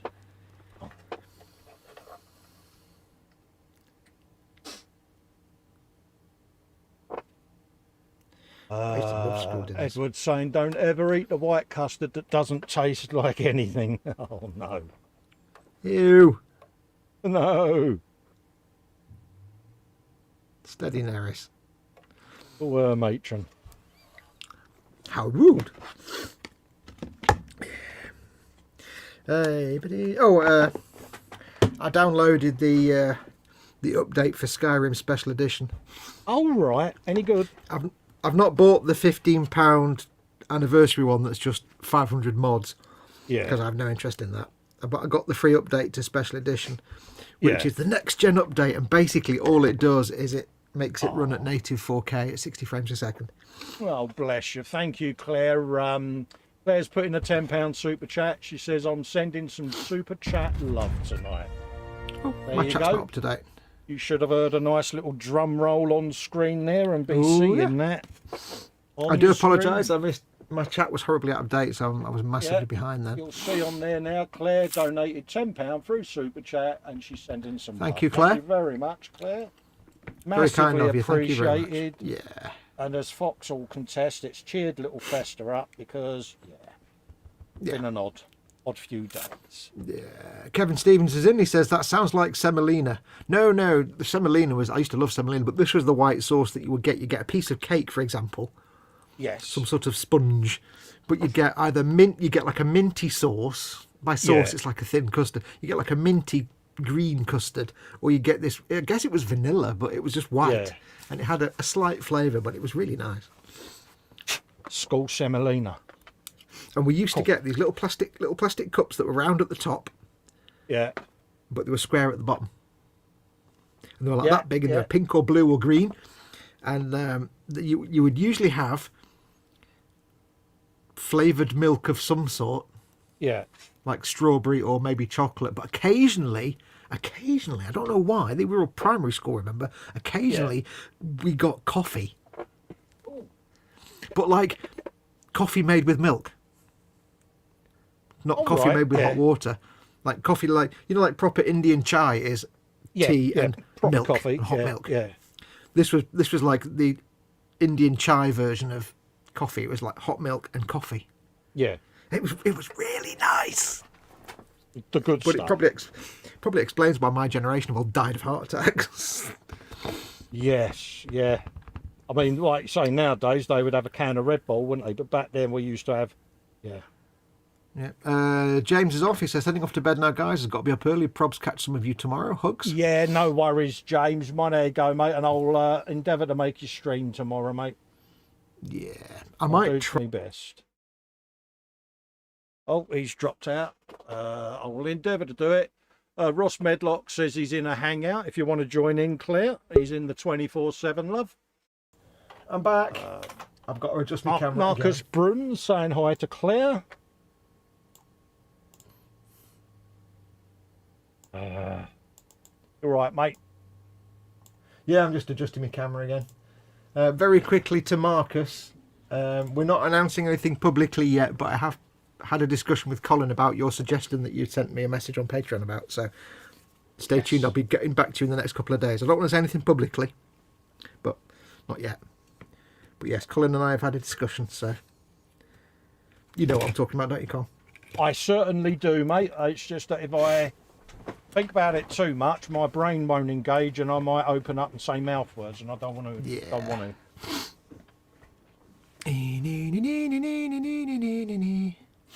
to. Nigel Modelling Bench asks, what the F was pink custard all about? That was the one, pink custard. That was the third one. Blancmange. Do you remember blancmange? Can you still get that? Oh, I love blancmange. Blanchemange. Yeah. Blanchemange. I used to love semolina and tapioca and all that kind of stuff. Great stuff. I used to love school dinner. I like airline food. I think I'm not normal in the head. ain't right with you, you know. I know. I'm not normal. I'm not normal in the head, am I? Not really. No, I think you need to get out, mate. I think you need to get out a lot more than you currently are. I reckon I need to just make a couple of little spaces, because I want that to be about there. So, if we want some spaces, we'll make some. Could make an axle, couldn't I? I'll tell you what, when I do sell these Bane blades, I hope whoever buys them understands why I'm asking a certain price for them, because of the amount of work. Yeah. It's like there's about 7 hours just on this bit of filigree at the back. Yeah, so you paint properly, I don't. I'm lazy. Well, the thing is, if I had half a brain in my head, I wouldn't paint properly, and I'd get it out faster and make the money. But Yeah. I want to be able to ask for the big money, you see. Yeah, but it's like you say, you know, when you're selling like that, that's when you do put in monumental efforts, isn't it? Yeah. But then you see, there's always somebody who's done half as much work and charges and asking for the same price that you're asking. You're like, oh, for crying out loud, you get. I mean, I'll put a lot of effort into commissions, don't get me wrong, but when it's stuff that I'm just goofing around with for my own cave, it's just like, yeah, get it built, get it on the shelf, move on to the next one. Yeah. Super match game, boom. What you did there? You see what I did there? Yeah, I'm impressed. I'm easily impressed, keep telling you this.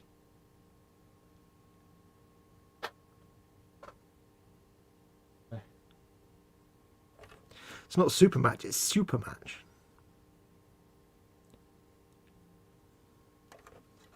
Super match game. Boom. Sounds wrong. Steady, Norris. A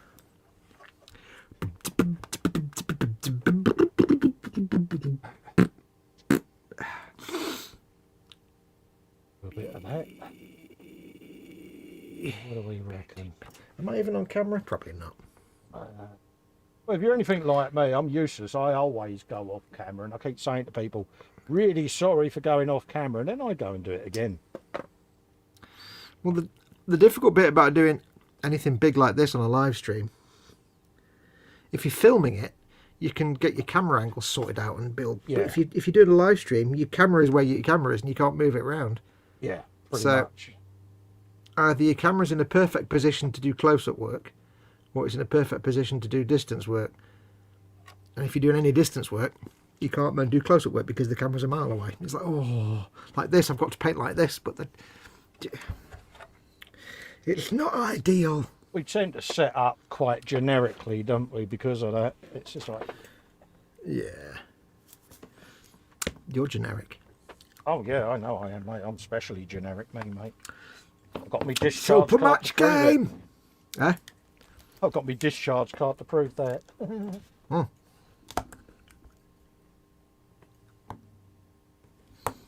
Yeah. I've got the blankety blank music in my head. Somebody please put me out my misery for the love of baby Jesus. Can always be my theme tunes. It's even worse for you, isn't it? Actually, that's just put Persona 4 back in my head, so Yeah. it's a bit better. There you go. So I've got my uses for it. I made the terrible mistake of I bought, when I realised, because I've always wanted, I watched Giant Bomb play Persona 4 like 7 or 8 years ago. Yeah. And I thought, I've never heard of this game. I need to get it. It looks brilliant. But I didn't have a PS2. Yeah. But I did have a PS Vita. So I got Persona 4 Golden for the PS Vita and played it a bit, but not a lot. Because the Vita wasn't exactly ideal. And I never got far in it. And then every now and then I would entertain the idea of digging out Mama Fox's old like PS2, but you can't really connect it to a TV nowadays without spending a fortune on cables, and it'll look like gash. Yeah. So I resigned myself to never really playing it, but then I realised it's out on PC and my computer can just about cope with playing it. All right. So I bought it a couple of weeks ago, Persona 4 Golden for the PC, and thought, right, I'll finally sit down and play this game over the next few months. Yeah. But then, because I downloaded it, I remembered the original Giant Bomb playthrough and started watching that, and now I've got no reason to play the game because it's not like it's a story-driven game. Yeah. So you can't really, if I've just watched guys on Giant Bomb play it, I can't really then go and play it because it's No. it doesn't really work. I'm like, oh, I need to somehow stop watching the Giant Bomb playthrough, but also then forget it. So leave it for another 8 months. But they are just some of the best characters in video game history in that game. There's a few questionable things in there, but you know, hey. Yeah, don't worry about that, do we? Bloody hell. It's questionable things in everything you do now. You know, it's the world we live in. Without going into too much detail and giving spoilers away, there's a whole character arc that kind of very loosely deals with homosexuality, but not a lot. Oh, right, yeah.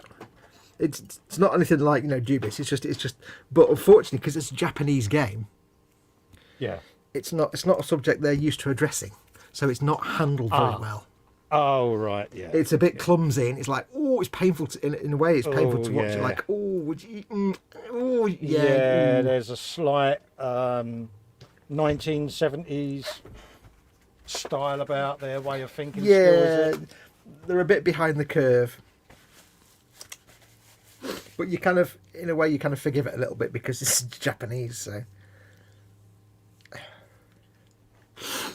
it's as foreign to them as us trying to create a convincing Japanese character, I suppose. I'm quite pleased with them Purity Seals. They'll look brilliant once they're covered in dirt and dust and you can't see them. Absolutely. Unfortunately, I can't really show you on camera because it's a webcam, so it'll look like arse garbage. Arse garbage. I now have a roller and a death blade on the front. Oh, let me see. But you'll have to hold it steady so I can unpixel. I've got to leave it on the bench because it's gluing. Just let me change my camera angle and I'll go full screen for you. Oh, look at that. It's a little bit That loose turret at the on the moment. back. The turret on the back gives it a certain, I don't know, French World War French World War II tank vibe. Yeah, it's a bit like wacky races, isn't it? You remember Yeah, like that program? And the front bit, because I'm looking in low resolution StreamYard screen, Yeah. the front bit looks like a big snarly mouth. The bit where the blade is. We got that guy to go on. We again got dudes to go in the back, but I've got like a pair of these big guns that I might. When you say might, you mean will. I just got a feeling that they would look all right, you know. But Does the roof of that back bit come off so you can get in to paint it? it's already painted inside, mate. I did that last week on the live show, mate. Oh, did you? Cool. I didn't realise you'd actually done the whole thing. Yeah, it's just flat metal, dirt and wear and tear in the back. Yeah. But yeah, it's got both on there now. It's got the roller and the dozer blade, but I'm thinking I've got that More guns to go on as well. More guns. I've got the dudes as well. But their guns look a little bit... That's the guns that would normally go on the sides that they're firing, and they look a bit... They're just heavy stubbers. They just look a bit lame, don't they? You know what I mean? So I might use them on the back of the old squig pole and put the big guns in there. What's that? Put the bee.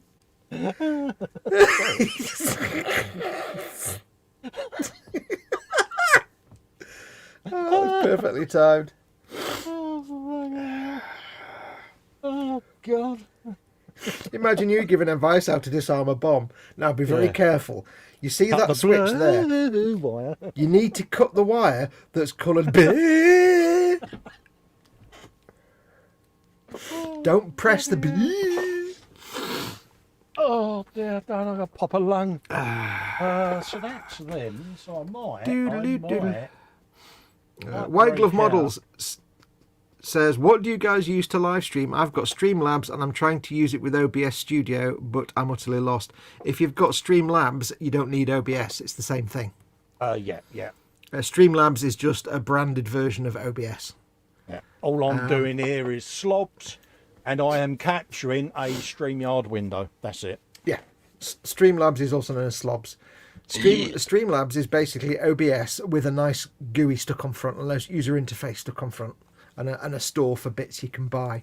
I use Streamlabs and Carl uses Streamlabs. If you've got Streamlabs, you don't need OBS. Keep it just in case. That's what I'm using. Yep.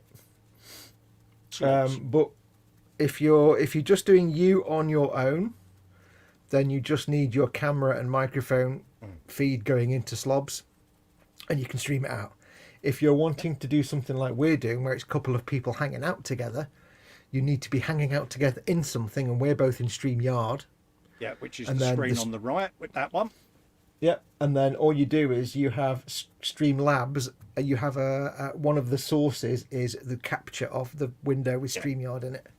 I'm capturing that monitor there, which is the hangout me and Fox are currently in, onto that one, into Slobs, and then that's streaming out onto my YouTube.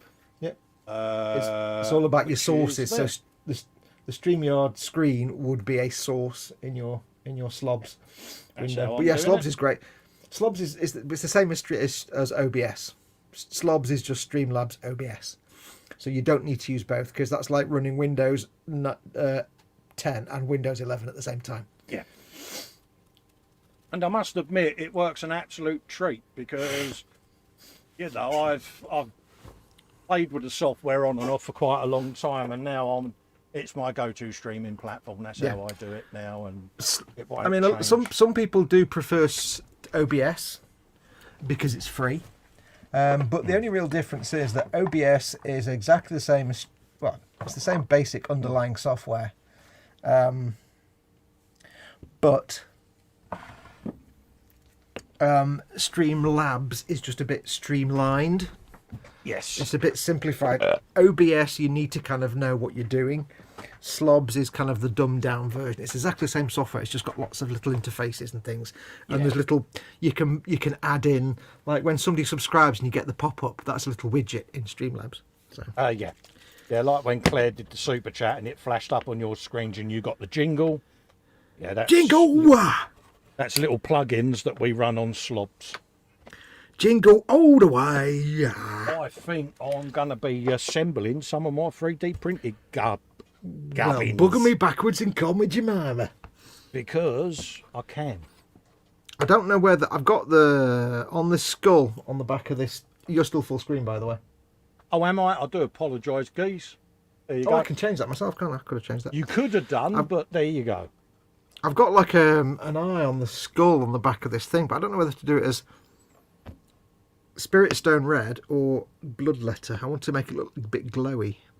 I'm thinking Bloodletter because that's a darker glaze. one as a base and use the lighter one as an highlight. Well, Bloodletter's a glaze, so it's transparent. I won't do that then. No. I might just use Bloodletter. But I can't afford. I've got to be careful with this. I can't afford to spill it because the glazes don't exist anymore. No, but you can make your own with a bit of hammy, a medium, can't you? Yeah, but they're not the same. They're not the same at all. That's the thing. The old Citadel glazes was so good. Like Lamenter's Yellow, no matter how much you try with contrast paints or just normal paints and thin and limey medium, you can't make anything as good. Not any of us have got that. Only certain people, like that bloke who had all the Starship filth. They seem to have it, but no one else does. Only because somebody gave it to me. Somebody very kindly donated a whole mess of doobie-doo what's it thing, Lamenter's Yellow to me. Very kindly. All right for some, innit, eh? Yeah. It will open. It'll come out of there. Resistance. Open is sesame. No, it's not blocked. This is where it goes all over me now. Splooge. Gonna happen, isn't it? Maximum sploogage. Oh no, I'm doing all right. It's just Festa and super glue don't always go together. Oh dear Lord. What can possibly go wrong? I've gone back to buying the little tiny tubes rather than the big bottles because for some reason the big bottles don't seem you don't seem to get round to ever using it all because it goes off. Wait, what are we talking about? Super glue. All right. The amount of times I've bought the big bottles of it and half of it's got thrown away because it's gone all hard. That sounded wrong. Always sounds wrong, Cole. I know. I try so hard to say things, and yeah, it always comes out Pete's tongue. Doesn't it? Let's have a looky, Lou. Oh, ball sacks and magnets. Ooh, I'll cut my... Sounded like that bloke out of Wacky Races then. That was like an extract from a BBC sound effects CD. Ooh. Matron, bing, bing. Oh. There it is. I knew I had a turret. Oh, there it is. Can you point to it?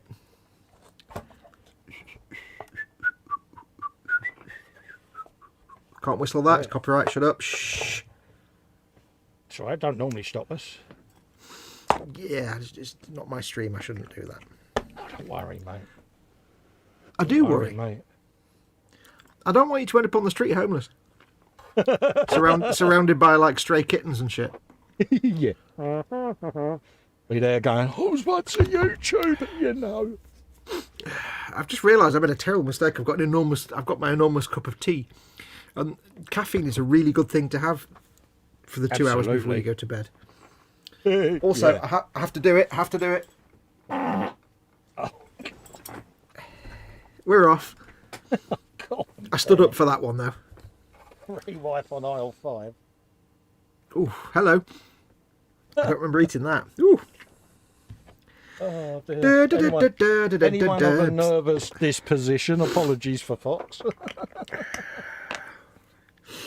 Oh, bless I'm pretty sure that shouldn't really smell like beans. That's a very strange smell. Oh dear. I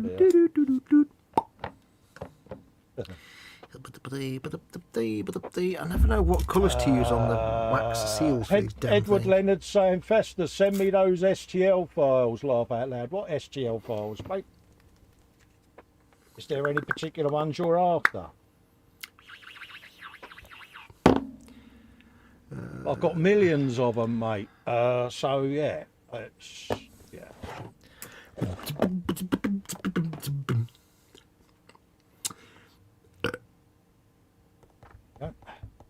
Oh yeah, if you be a bit more descriptive there, mate, I'll know what ones you're after, mate. Is it these, what I'm doing now, because this is multiple different files that I've hacked little bits off rather than build the whole kit? All different parts of different kits that I've cobbled together. Nigel's Modelling Bench says to you, Carl, I recommend Vital Bond Super Glue. I have a large bottle still half full. It was made in 2020.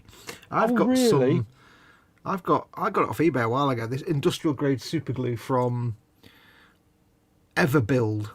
Yeah. Super glue HV, high viscosity. And it's done really well. My bottle's half... The glue inside is still perfectly viable. Yeah. Halfway through that one, but it's just the tubes got really clogged up now and I'm having trouble getting it unplugged. I've had Zappa Gap, I've had Gorilla that had the brush in it, and you know, I use a third of it, and then by the time you go round to you wanting the rest of it, it's all gone off, and it's like, really? Well, pain in the arse. This is where I learned the trick from John Bias. Yeah, you bang the bottle. Yeah. Yeah, but then also just keep it shut all the time. Oh yeah, don't leave it open, mate. Put the lids on. Put your lids on.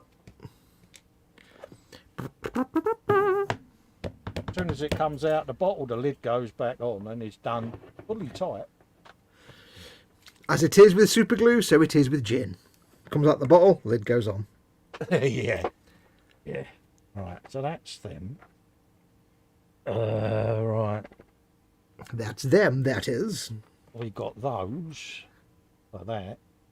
You need those. So that's gonna, yeah. Then we got boxes and boxes of squigs. Oh, Edward says it's the orc stuff. Oh, the Orc stuff, all right, mate. Yeah, I've got a file on G Drive. I'll ping you the link over, mate. I can't remember what I was going to do now. Oh, yeah, Greebles box. There you go. Because we got to make an extended chassis for that lot. Did you just say chassis? Chassis, yeah. Am I going to have to come round there and beat you senseless? No, it says I know it annoys you. That's why I said it. Because you told me this last week. You hate people that say chassis instead of chassis. I hate British people that say chassis. So, me being me, I remembered this and made a note of it. As I know it. I knew I didn't like you for a reason. Well, mate, join the list. I don't mind.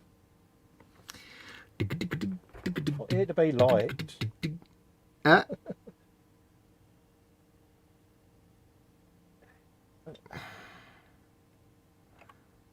will fit.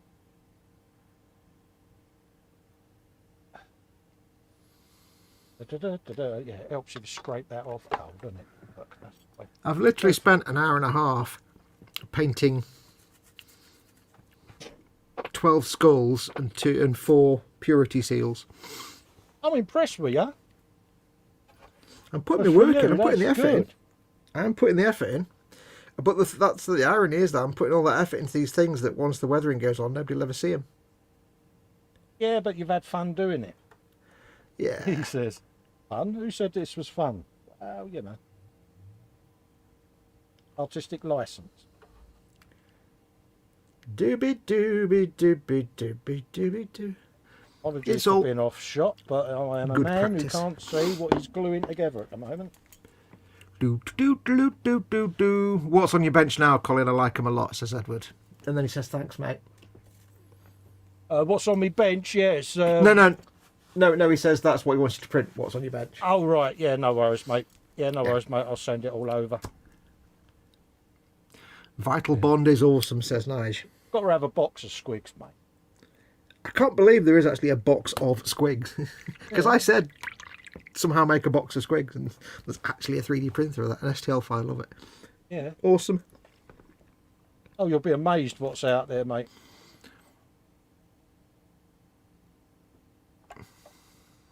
Probably going about that the wrong way, actually. You can make the sides. Oh, you Pyrrhic. Now you've been into orcs. Oh. You've been into orcs. Yeah. You should really get yourself the red gobbo. This year's red gobbo. Oh right, yeah. Do you know? You don't know what that is, do you? No, I may have superglued my finger and thumb together. Oh, have you? Good girl. You glue them together, but not to anything else. Yeah, I didn't want that fingerprint anyway. There you go. Have you got some debonder? Oh yeah, I just pulled them apart, mate. Oh. Bless. It's hard work, innit? Something like that. Debonder.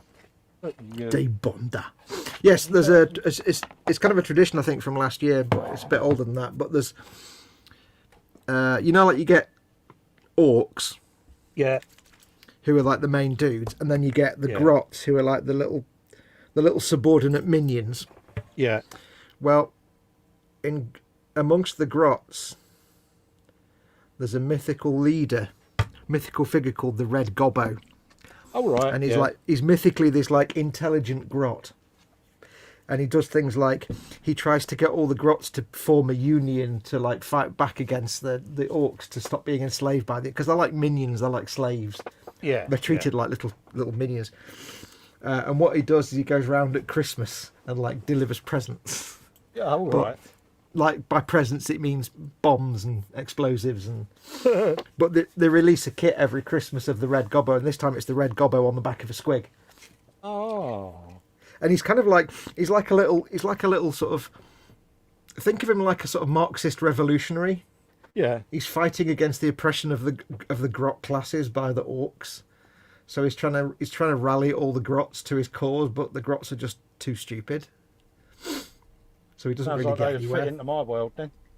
Yeah, but it's like a little tiny figure, but they do one every year. Oh, I'll have to look out for them. It's called Da Red Gobbo.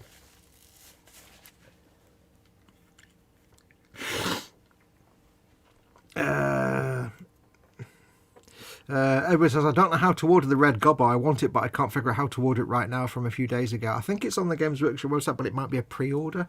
Yeah. I'm not sure. Worth a look then.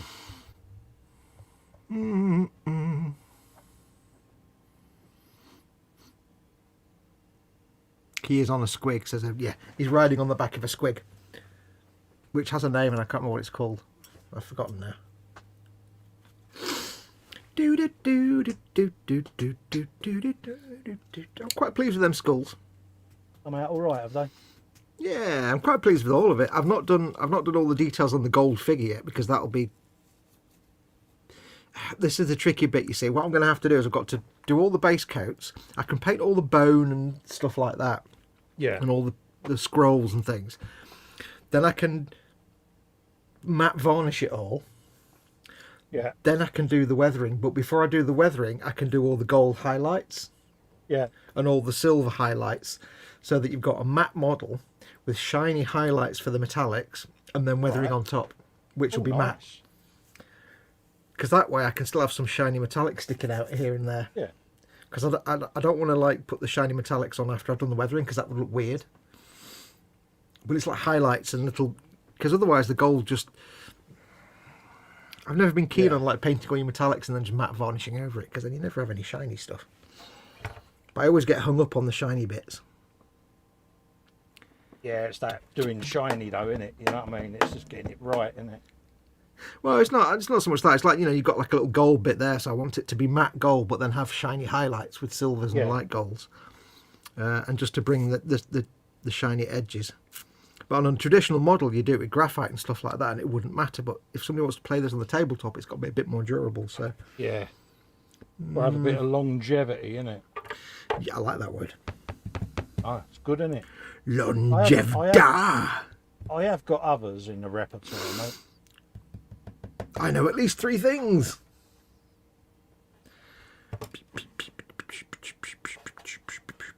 Too worried about how it looks, because I've got a thing to go on top of it. Thing with an F. Yeah, got that to go underneath. That's got a lid on it. Somewhere around there. Actually, that'll go that way. I tell you what, though. What? If anyone's on a diet, I would not recommend playing Persona 4. Really? Because all the characters are Japanese high schoolers, and Yeah. one thing they do a lot of is eating. Yeah.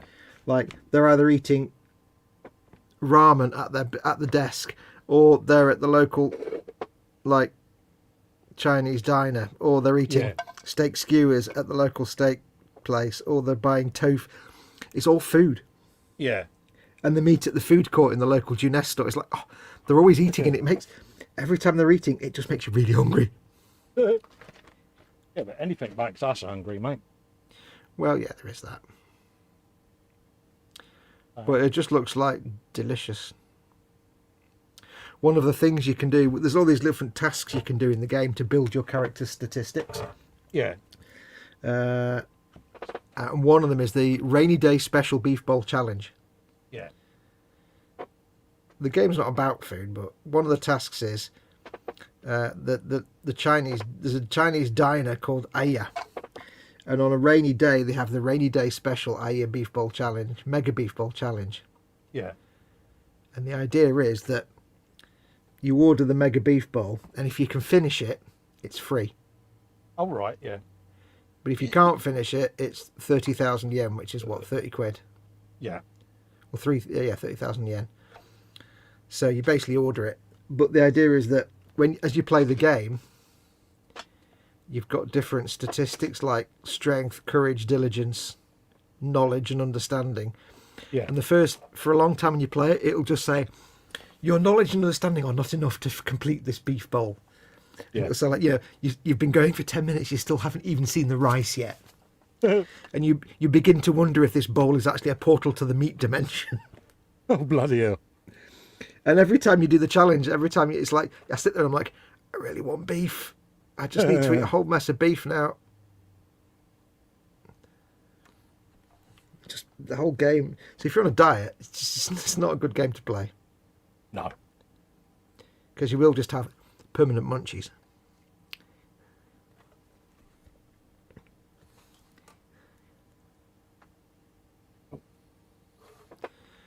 Yeah, we want that. Super match game? Boom. Super match game. Paul D. Tomaso's just completed the assembly of the Star Wars 000 droid. It's an evil C-3PO bounty hunter droid. Oh, nice. Ooh. Bloody hell, Nige, that was quick. He's just popped my funnel and cap from the moulds. Blimey. He's a ledge, isn't he? Ledge. Ledge. Underneath. Jazz. I reckon that like will steam sit escaping. about Underneath. Yeah. Right, saw's got to come out. Cheers. Oh, that's not black. That's great. Do do do do do do do do do do. The one downside of painting this tank with Tamiya German grey as a base colour, Yeah. is that it's a bit of an arse trying to then touch things up with Citadel paints because they're not Tamiya German grey. Yeah. You just have to hope that the little bits you touch up are not exactly the right colour, but close enough that nobody will notice. I've got various greys that are close enough. Like a bit of storm vermin fur perhaps might get away with here and there. Because it's going to get weathered anyway.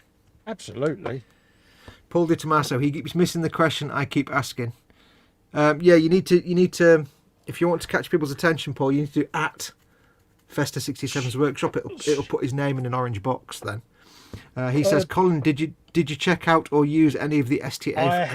I have checked them out, Paul. Yes, mate. I have checked them out, and I will be printing some this week, buddy. Ooh, But yes, I have checked them out. awesome. Paul sent, Yeah. Paul, in case you didn't know, sent me some STL files for bulk stuff. I'm not sure whether I've uploaded them yet. I'll check, but I should be uploading some stuff to add to it, mate. Cool. You'll then be able to use stuff that I've got. Yeah, if you need to get our attention in chat, we probably are going to miss it because we can't see the chat from when we're busy painting. No so. offence, Paul. I had my head down, mate, because I was still trying to cut in something, mate. But it's not Just make deliberate sure that your chat's getting missed, mate. It's just we do sometimes focus on what we're doing and forget, mate. Yeah. Just make sure to do either a super chat or just do at Festa 67's workshop. He'll put his name in a big orange box then and it'll stand out in the chat for us. Because we've both got our magnifiers on and the chat's just a blur of dots in the distance. It's Absolutely. not, I can't see the chat clearly at all, so we will miss things.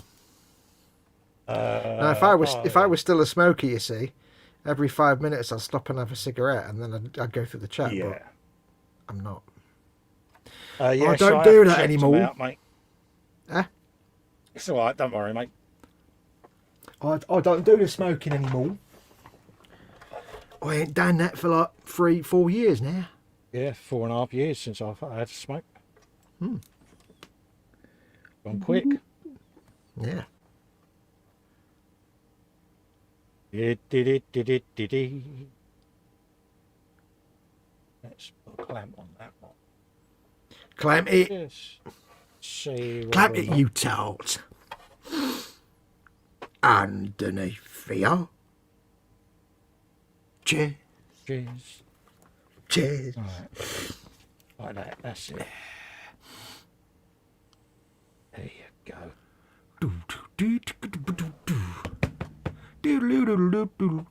Edward Lennon says, Colin, I had 8 ounces of old resin that was too old to work right, and I had to bin it, but I had a hard time curing it because it was so thick it would create pools of uncured resin. Any suggestions?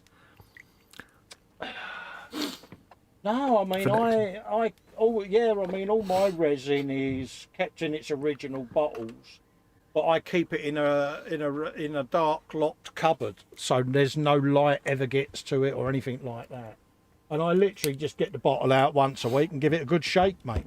And I've not wasted any. I was gonna say, if it's UV curing resin, then even just having it in the bottle on a shelf is going to eventually cure it, isn't it? Well, the bottles are normally flat brown, so the light can't get through it. But even so, because it is, it can settle out a little bit. So I just shake the bejesus out of them. Like all my Vallejo paints, I just sit and randomly give them all a good shake because it just stops them settling out. But I do a lot of 3D printing, so a bottle of resin don't really last me that long. Yeah, but you don't do duvets, though, do you, Joe? No, I don't. Don't do duvets, though, do you, Joe? No, hey, no. Yeah, Nigel gave up smoking in 2013. Absolutely. Donald Mackenzie's the same. 15 years off the taps. Nice one. Yeah. I miss it every now and then, but yeah, I've never smoked since. So. Yeah, I do occasionally think, I could just have a cigarette right now. Yeah. I'll tell you what. Do you know the one good thing about having a Scouser on Doctor Who at the minute? What's that? It means that now there'll be a whole wrath of Americans who now understand what a Scouse accent is. Yes. Yeah. So now we can do silly Liverpool accents, and Americans will be like, I know what what we're on about. Yeah. Yeah. Hey, don't do. What do you mean, aliens? Yeah, you don't launch Clinton's. Where's my house? Yeah. Accrington Stanley. Exactly. And there they are. Yes. Jazz. I got a bit creepy there, didn't I? Yeah, it was a bit jazz singery, wasn't it? Yes, what the ladies. I think I went a bit kiddie slow things down a little bit. God, 1980s DJs, now there was a thing, eh? Every single one born and bred in Bolton. Yeah, bad afros. Also it sounded. Yeah. Or just 1980s anything. They all did that thing where they was... Didn't yeah, but then... the word they were saying. Or even better, it was like, how is this? Yeah. You wouldn't know a word they said, but they break into laughter halfway through some kind of sentence. Yeah. And you wouldn't know why. Yeah. You'd just go, yeah, all right, mate. And they'd just be eyeing up the bridesmaids. Yeah. And they are. Oh, cheers. Cheers. I don't think I can paint anything more on there at this point in time. Super match game. Super match game. There you go.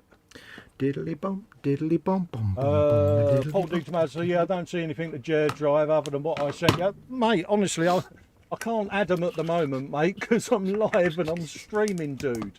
As soon as I come off air, I'll put some in there, mate. I can't do it now because I'm live.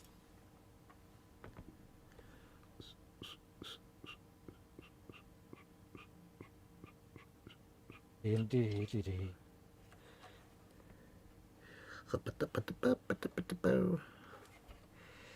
Where is this now? Oh,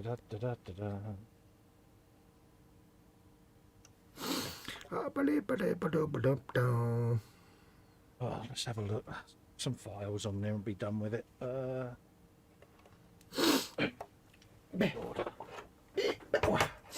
I've got the sniffles already. God damn it.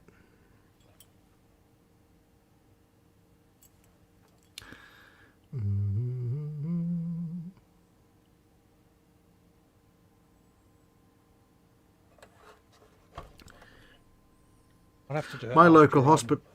Go on. Go on. I was going to say, my I was local gonna say, hospital. Go on. Go on. No, you go on. Go on. Don't worry. No, you go on. go on. No, you go on. No, it's all right, mate. My local hospital have made a terrible decision. There's now a Subway in my local hospital. Yeah. You can guess what I had for lunch when I picked up Mama Fox the other day. Yeah, I can. Yeah, hazard a guess. Yeah. Can't beat a Subway. No. Just cut them up. Underneath the arches. Fox, would you have a clear fine moulds cockpit canopy in your spare box? I'm going to guess that's a Fire Mold Millennium Falcon canopy. Or a Fire Mold X-Wing canopy. No I'm idea, going to guess. mate. I'm going to guess a Mineminum Falconum. Do you know? I don't actually know. I can't immediately say no because I'm not actually sure. I never used it. Paul saying no worries, just checking in case. But yeah, no worries, Paul. Yeah, I'll bung some up once I'm off air, mate. I know what'll happen the minute I start uploading large files. It'll kill the stream, mate. Oh yeah, you don't want to do it now while you're streaming. That's just the worst possible thing you can do. I'll add some to it so that you've got some of mine at the end of the stream, mate. Rule number 1 of streaming: don't upload or download anything while you're streaming. Do we find out? Falcon canopy. If you give me a minute, I'll have a look. This may involve dust and spiders, but it's not a biggie. I've got the sniffles. You and spiders. Oh, I tell you what. I had occasion to remove a spider from the house the other day. Did Jesus Lord baby Jesus in a sidecar in a chocolate Jimmy's and lobster bib. This thing was the size of a horse. Oh, weird, it really? It was up in the corner of just above the bathroom door, and it was like that big. But it was either really old or really tired or half asleep because I got the glass over it, and normally they just kind of go in the glass. Yeah. This one just kind of went, okay, what? And it was like, what? And it just kind of walked into the glass, and I was like, okay, there you go. But I tell you what, I'm not saying it's big, but I could hear its footsteps on the postcard that I used to catch it in the glass. Bloody hell. That's how big it was. Yeah, it was a big bugger. I could feel its weight. Had its own postcode, did it? Yeah. Right. Now, the question is...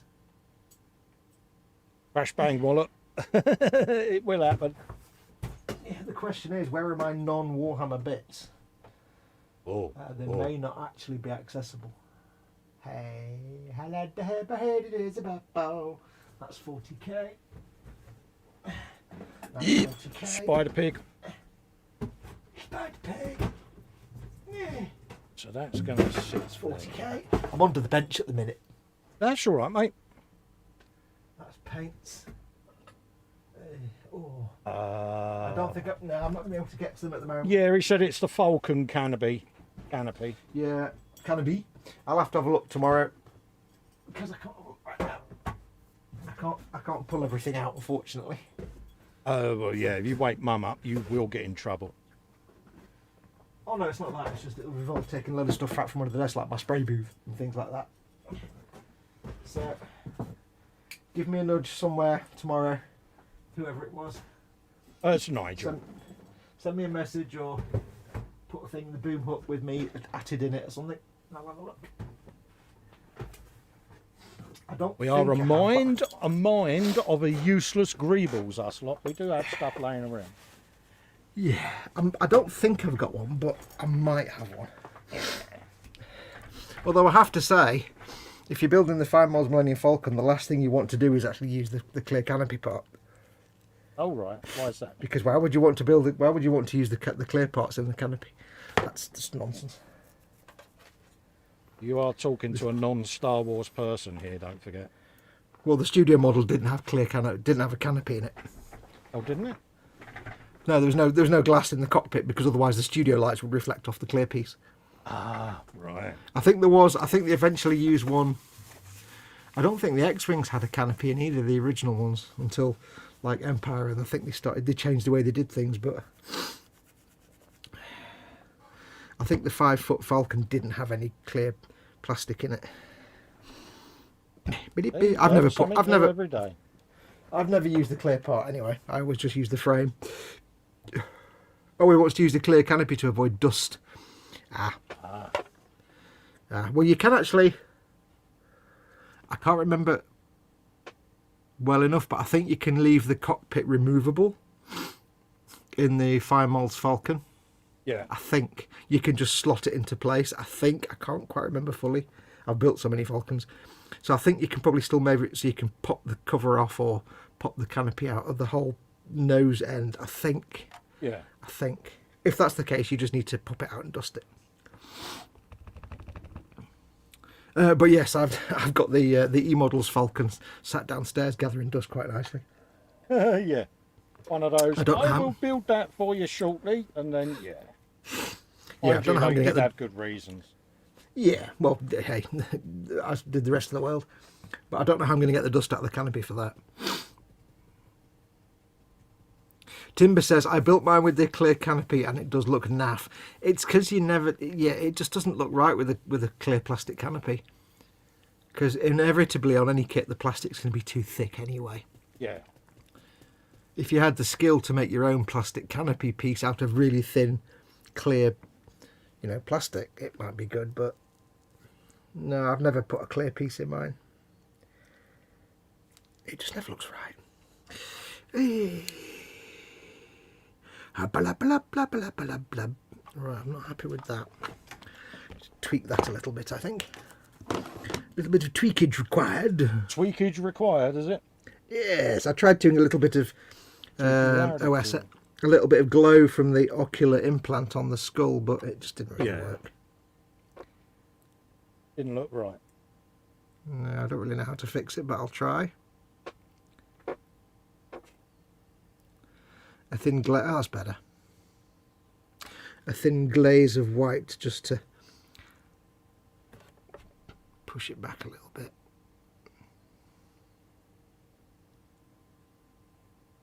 There we go. A big fat knackers. Nigel's saying, have you still got the E-Models Falcon then? Yeah, you got it in what's his name, ain't you? The one you're building for them. Oh, it's done and built. It's just been sat downstairs for the last 18 months because of the lockdown, and I haven't been able to physically take it to them. No, same as, isn't it? We're just boxing all our builds up. Oh, I never thought of doing that. No, the problem with the Falcons, you can't really box it up without a lot of No, it's like my farting box about. I built it, it's all boxed up and that. I suppose I could post it up, but it's one of those, don't trust that it would get there in one piece. No, it's not. It's actually, I've only ever had to ship a Falcon once, and that involved making a wooden crate. Yeah. And It's it not survived the conducive, journey. is it? No, that's the thing with the Falcon. It's especially something like the Fine Mods one or the Bandai one, because I sold mine and I charged a lot of money for it, and it had to get there unscratched. So we actually built a box for it, built a wooden crate for it, but that's when you have to pay a lot more for shipping. Like Warhammer stuff, you can put it in bubble wrap and stick it in a box and send it off, and it probably get there quite nicely. I like to use those. Have you seen all those? The really useful box company plastic storage boxes that have the. Yes. I use them and bubble wrap to pack my stuff. But the Falcon, is kind of different because there's so many delicate greebles. You can't just wrap it in bubble wrap and jam it in a box. Yeah. At least Can't not just hit not and without hope, being. can you? No, so yeah, especially something like that where it's worth that much money, you can't really do that. So yeah. So I wouldn't post mine to e-models. I'd have to deliver it. But then my car would probably explode on the motorway. So Yeah, this is it. You know, it's I'll one have to of wait them, till- bless them. I'll have to wait till Ted or Dad's driving past on the way to e-models and catch a lift. That's what I've done last so far. What's his name? Yeah, but your car will probably make the journey. I mean, I've got a 1980s Opel Monza, and that used to go down the corner. Yeah, but I don't like driving on the motorway either. Yeah, it's like I don't like driving, if I'm honest. But yeah, I mean, I drive in the inside lane at like 50 because I'm a complete wuss when it comes to driving on the Sell motorway. the car, save money, mate. You don't need it. Sell the car. I've got a 10 grand paint job that I got for free on mine. I'm not selling that until it falls apart into dust. Look at you. I can never ever crash it because I can never ever replace the paint job. That's why you drive at 12 mile an hour. Exactly. Yeah. If I if you get a knackered door, you just get a door from the scrapyard. I can't do that because Can't get parts for my car now, mate. well, no, but I'm Yeah. as an illustration. Yeah, I can't all do my that. parts, last parts I got were shipped over from Germany.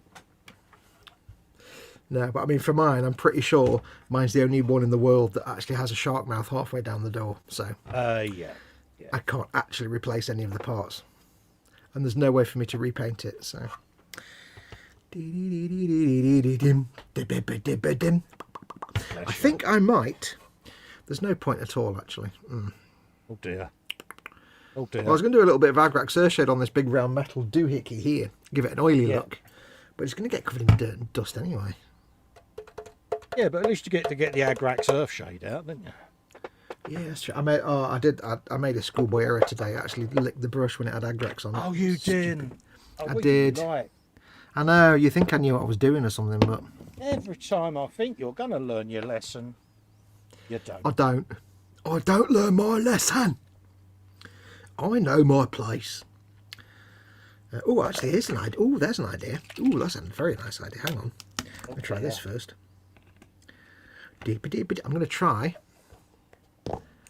a little bit of Carroburg Crimson on that light to darken the recess and see if it makes it look a bit more glowy. Oh, that'd be a good idea. Them two wheels on. What's going in the chat? Timber says, do you miss models that you sell on, or don't you get attached to them? It depends. You know, if it's a particular build that is something that is personal to me, then I don't sell it anyway. But commissions I don't get attached to, because you can't form a bond with them really, because you know it's going to be given away. So, or say given away, but it's going to be sent off. So I don't know really. I mean, I'm at that point where I'm running out of space, so I will have to sell a few on. So, about you, Fox? I used to be attached to my builds until somebody pointed out they were just like money on the shelf going to waste. And I'm like, yeah, good point. And nowadays I don't.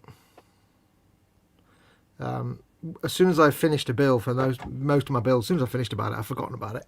It goes in the cabinet and I forget it even exists. I've ceased to care about it. I'm on the next thing by then. So I have no problem at all selling my builds. The only one I regret, giving the Falcon back to E-Models because it's better than the Falcon that I made. Because it's the best Falcon I've ever built. God damn it. Because my other Falcon that I've got here is the first fine mold one I ever did, and it's kind of garbage. That didn't do very well. And I regretted giving them the Eagle back because I think I just fell in love with that. I've never fallen in love with anything. By the time 99% of the things I've built, by the time I finished it, I'm bored of it. Yeah. And I just want to get rid of it and move on. But the Eagle, I loved every minute of that, and I missed it when I had to give it back. It's like anything, isn't it? Once it's on the shelf, it's there, you can look at it. But because you've filmed it, it's on your channel, you've kind of you've had your pleasure out of it, haven't you, almost? And yeah, it's different. this is the difficulty when if like doing what we do. You know, I don't really get a chance to do any builds that aren't something that I'm going to film. Apart from this, which I'm doing just because I need to sell them. But more often than not, if I'm building and painting something, it's because I'm filming it. So Yeah. I don't develop that personal bond with that piece because I'm doing it for my job. It's work, isn't it? It's job. Yeah. So as you know, I might have more of attachment to these Bane blades because I'm not filming them, so I'm taking a bit more pride in them. But even then, it's like not as much as if I was building it purely for me, but because I wanted that particular model on my shelf. That might be a different story. But it's a hard one. But generally, no, I don't. Once I've finished it, I'm bored of it. The novelty soon wears off, doesn't it? Oh yeah. Well, as soon as you get bored of a build, that's it. You're never going to love it. I often find the worst thing I can do is stop a build midway through, because then when it comes to going back to it, I can't motivate myself because my train of thought is gone. You know, it's like what I'm doing now. I know where I want this to go. That's why I'm getting ahead of the game with it. But if I was to pause it, like some of the builds I did when I had my surgery, I've got to then re-motivate myself to get them finished, and that's why I make notes on all my instructions and that, so that I can remember, you know, where I got to, what my train of thought was going to be with that build. Yeah, generally, if I stop a build part way through, it's never going to get finished. It just gets abandoned because there's a certain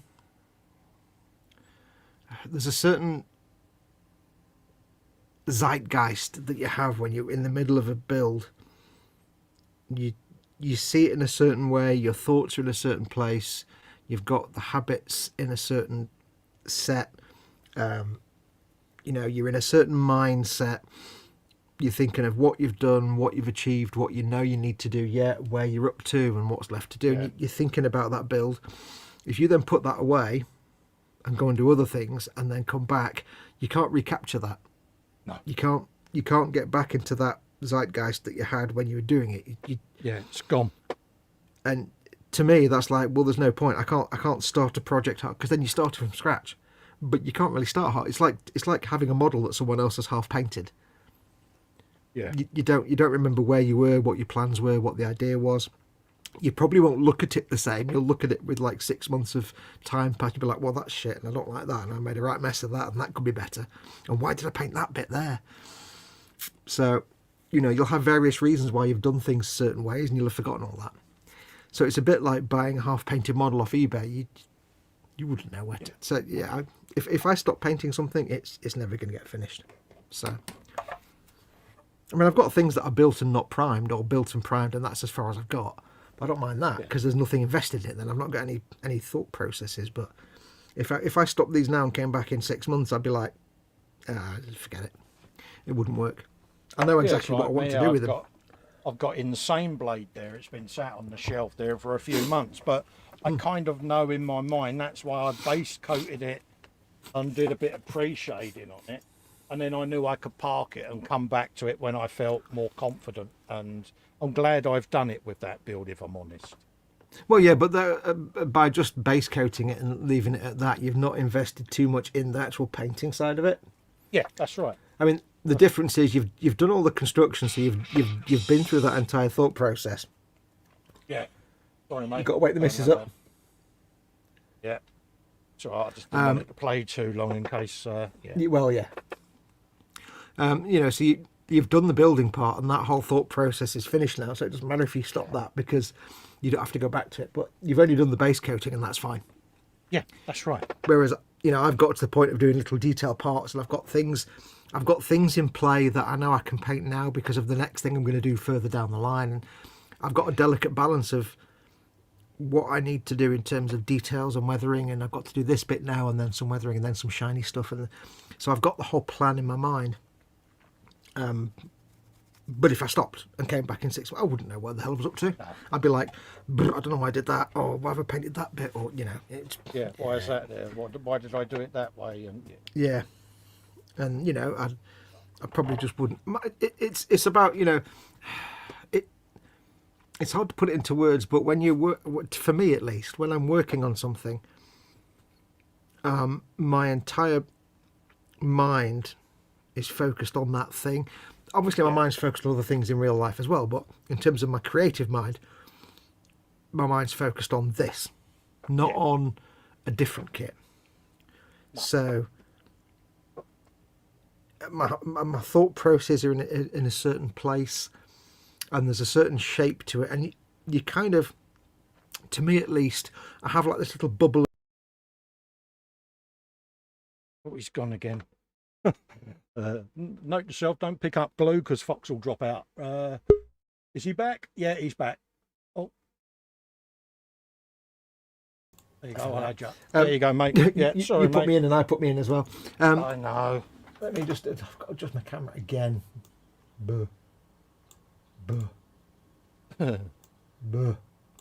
There we go. So yeah, so basically I've got this little bubble of this build in my brain of like all the different stages that I know I'm going to need to do. Yeah. And if that bubble bursts, I'm never going to get back, because I've got all the pieces on the board. I'm doing all these different metaphors. I've got all the pieces on the board and I know where they all are and I know what's in play. Yeah. Yeah, but So, it makes sense what you're saying. Yeah.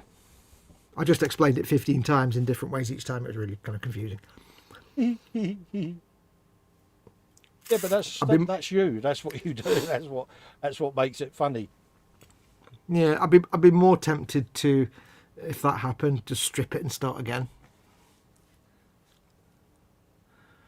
Do. Nigel Modelling Bench says, on one of your videos, Fox, you said that your water cup for washing the brush always looks like coffee. Your bench proves that. It actually, in real life, it's more of a pink colour. On the live stream, the colours aren't right on this webcam. They never are. So it's more of a slightly muddy pink colour. But yes, it's true that 95% of the time, your brush wash will come out looking like coffee. Doesn't matter what colours you paint with, it generally comes out looking like coffee.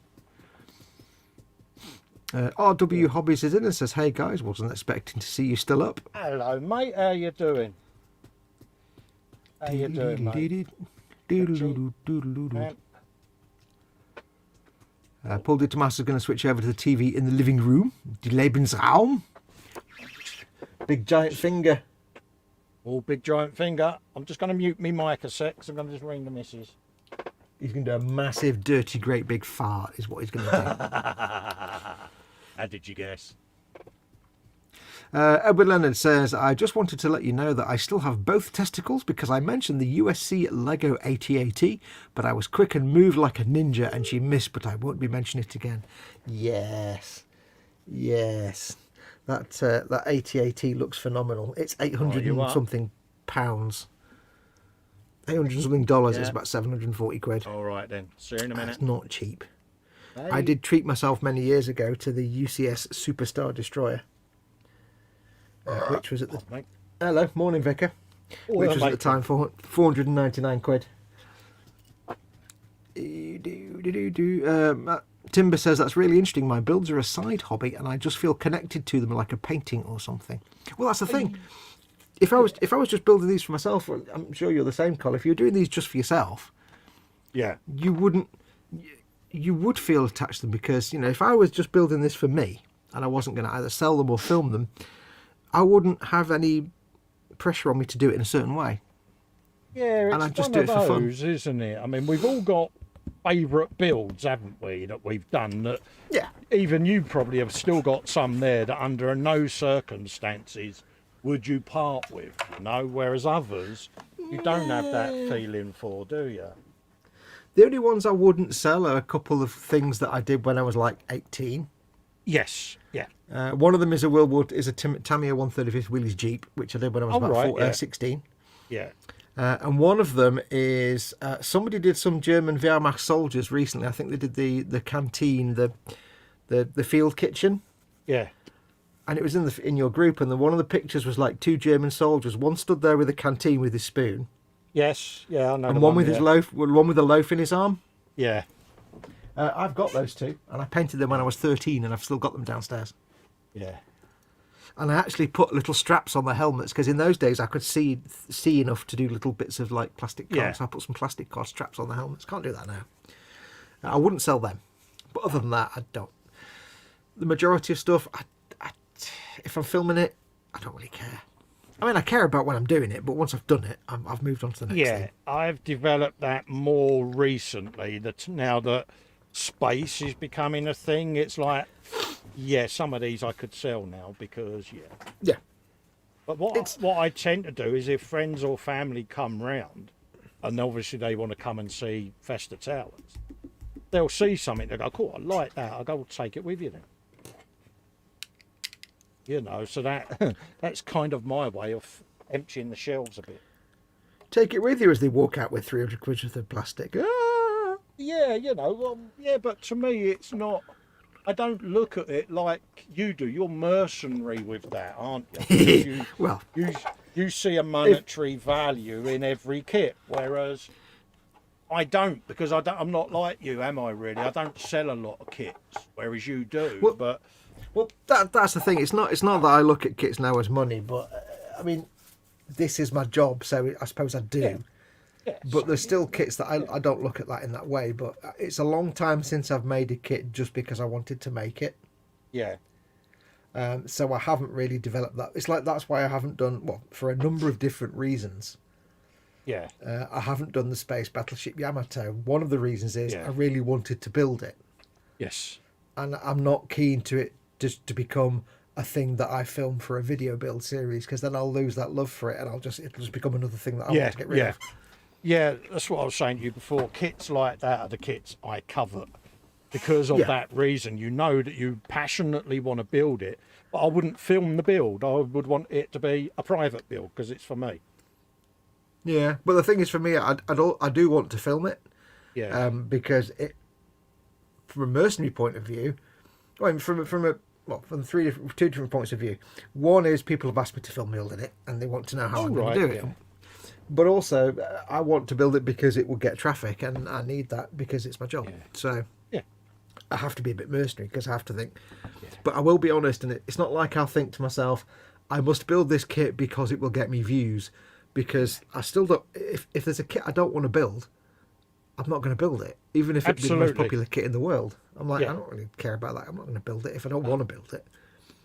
So everything I build is something I want to build, but when you film it, it becomes a thing you're building to be filmed. So you lose like that. The streams, in it. We do the streams, but once we've uploaded them, they're forgotten. We've forgotten them. You know, if people watch them back, fine. But you know, if it gets 1 view or 1,000 views, we never really go back and look at that, you know, and it because I never do. We've already done it. It's done. It's there. The audience have seen it, and you know, moved on to the next show or the next person that's doing a show, and so we do tend to not get too engrossed in that. Yeah, but I mean, it's like this one. I've put more effort into these 2 tanks now because I'm not filming them. No. So I can just sit there, and before I know it, it's like 9 o'clock at night, and I started at 1 in the afternoon. Like, oh shit, there you go. That doesn't happen when you're filming it, because filming it is stop, start, stop, start. So that's the thing. While I've got the chance, let me, if I may, very quickly go full screen. Yeah, you go full screen, mate. You do just to show people what I've do. been working on, because I've been talking about these little bits all night, but you've not really seen them very clearly. This is what I've done so far tonight. I have painted the skulls, the purity seals, and I finished painting the Mechanicus skull. You can't really see it. It's not. You can't really see it very clearly, and it looks crap on camera because it's a webcam. Yeah. But that's a good couple of hours of painting the purity seals with the text on them, and you've got the skulls all highlighted. There's a little hint of green on them, and I've got a glowy red light in the eye of the skull, and I'm quite pleased with that. That's not bad for a couple of hours' work. I've not done any major work on the gold figure in the middle. He's just been painted gold and washed, because I'll highlight him later when I've got the matte varnish on top. Yeah, but so it's he them stays little shiny. details that make the difference, isn't it? Yeah, hopefully. At the end of the day, at the end of the day, you know, that's what makes it unique, isn't it? Yeah. But I mean, basically, I'm just going to go around and painting all the details that I don't need to be shiny, so they can get covered in a matte varnish, and then I can go back and add the shiny later on. Still got to do these tail lights somehow. Not quite sure how. But yeah, I'm pleased with them. The only thing with the purity seals is I like the look of those. They come out really well, but the ones I did on the turret the other day didn't quite come out as well. They're not quite as nice. And I don't know whether to repaint them. I don't know if I can be bothered repainting them or not, or just leave them. Mull it over for a few days. Yeah, they'll probably be all right. I might give them a bit of a white highlight. Maybe they're just missing a very light highlight on the edges. That'll pop them out a little bit. So there you go. Yeah, that's what I've been doing. I'll show you the one on the other one so you can see. On there, maybe better on the grey. Perhaps it might stand out a bit more. I don't know if it's really very in focus or anything. But you can see there you've got the same thing, same purity seal, same glowy eye in the skull. Mechanicus black and white skull and the skulls. I love painting skulls. They're so easy. They are good. Done a good job there, mate. Yeah, I tell you, bone is one of the easiest things to paint. As long as you've got a fine brush, bone is just one of the easiest things to paint. And it's the one thing where Duncan's way of painting them on the Warhammer TV videos is actually just a really good way of painting bone. It's just like, yeah, I'm going to do that forever because there's no reason to do it any different. Well, there's no reason to do it any other way. So no. Yeah. It works at the end of the day. We'll have to figure out, I don't know how, but we'll have to figure out when we do our educating Festa thing how to work some skulls into it somewhere. Yeah. There aren't any on the tank other than gold. Yeah. So. I'm so glad you like a challenge. Well, I'm not the best teacher in the world. Don't worry, mate. Do this. No, not that. No. I don't know how we're going to do it though, because I can't paint and look at the screen at the same time. So I don't know how we're going to do it. I've got no idea, mate, how Practically. it's going to... Yeah, you know, it's... Yeah, if I had a monitor here, it'd be perfect, but I don't have a monitor there, so... Yeah. Oh, Lynn's in. Hey, Lynn. Hello, Lynn. All right, love. She says, a very, very tired Lynn comes in, sits down and falls asleep. Hi, everyone. Hugs. I'll be lurking or falling asleep. I had a very hard, long week. Aww. Oh, bless your heart, love. Well, thanks for coming in and joining us. Yeah. RW Hobbies... Yep, it is. RW Hobbies is doing great, just pin washing a Leopard 2A5. Oh, sweet. Timber says, that's a good point. I'm just building for me. It must be a whole different world for you both. You both do a great job, by the way. Thank you very much. We try to vary it, mate, don't we? You know, it is a tough one. It really is. I mean, I would like to be able to every now and then just take time out and do a build just for me, but you know, it's not something I can really afford to do. The last 10 or 11 months, obviously with Mama Fox being poorly sick, I've not been able to do much filming. It's been a major problem because I've not been making content. Yeah. So it's illustrated, you know, I'd love to take 5 weeks out and do a build just for me, but that's 5 weeks of not putting any content up. So. Yeah. And that's the problem it causes, mate, isn't it, at the end of the day? Yeah. It's not ideal. It's difficult. Nigel says, I know where you're coming from, gents. Sometimes we just need to sit back and enjoy a build with music in the background. The video recording can sometimes suck the enjoyment. You know, I tend to figure paint and things like that. I was asked before what I do between builds, and that's what I do. But also, you know, with the 3D printing, I can focus on that and do stuff. But every now and then you think, I just want to do a build and not film it. I mean, I only film 1 in every 6 builds I do, so yeah, I'm quite lucky that. Yeah. I mean, doing these Bane blades for me, because I'm not filming them, because ideally I was supposed to get these done and built and painted in 2 weeks and sold or up for sale, and it's been about 5 weeks so far because I paint that slowly because I'm putting a lot more effort than I should. I mean, I should be charging about 700 quid each for these. The amount of hours I've put in. Yeah. These are going to get close to about 120 hours each. Maybe 100 hours a lot each. Of time. But, you know, I couldn't put one of these up on eBay for 800 quid. But that would be minimum wage times 100 hours. Yeah. But anyway, Nigel says, stunning work, Fox. Are you going to thin the exhaust pipes, or is that not a Warhammer thing? I don't know what that means. I don't know what you mean by thinning the exhaust pipes. There's stuff to do on them yet. They'll be made weathered a bit more, but that's just the base rust colour. but I don't know what you mean by thinning them. It means nothing to me. Everybody's saying hugs to Lynn. What do we need? What do we need?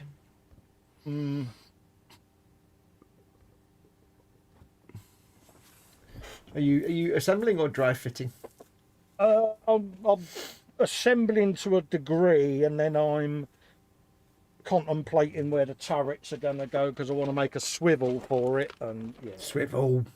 Because we like a swivel. Oh, he says thinning the outlet to look like a thin steel tube. No, because I'm a painter, not a builder. So anything like that is well beyond my skill level.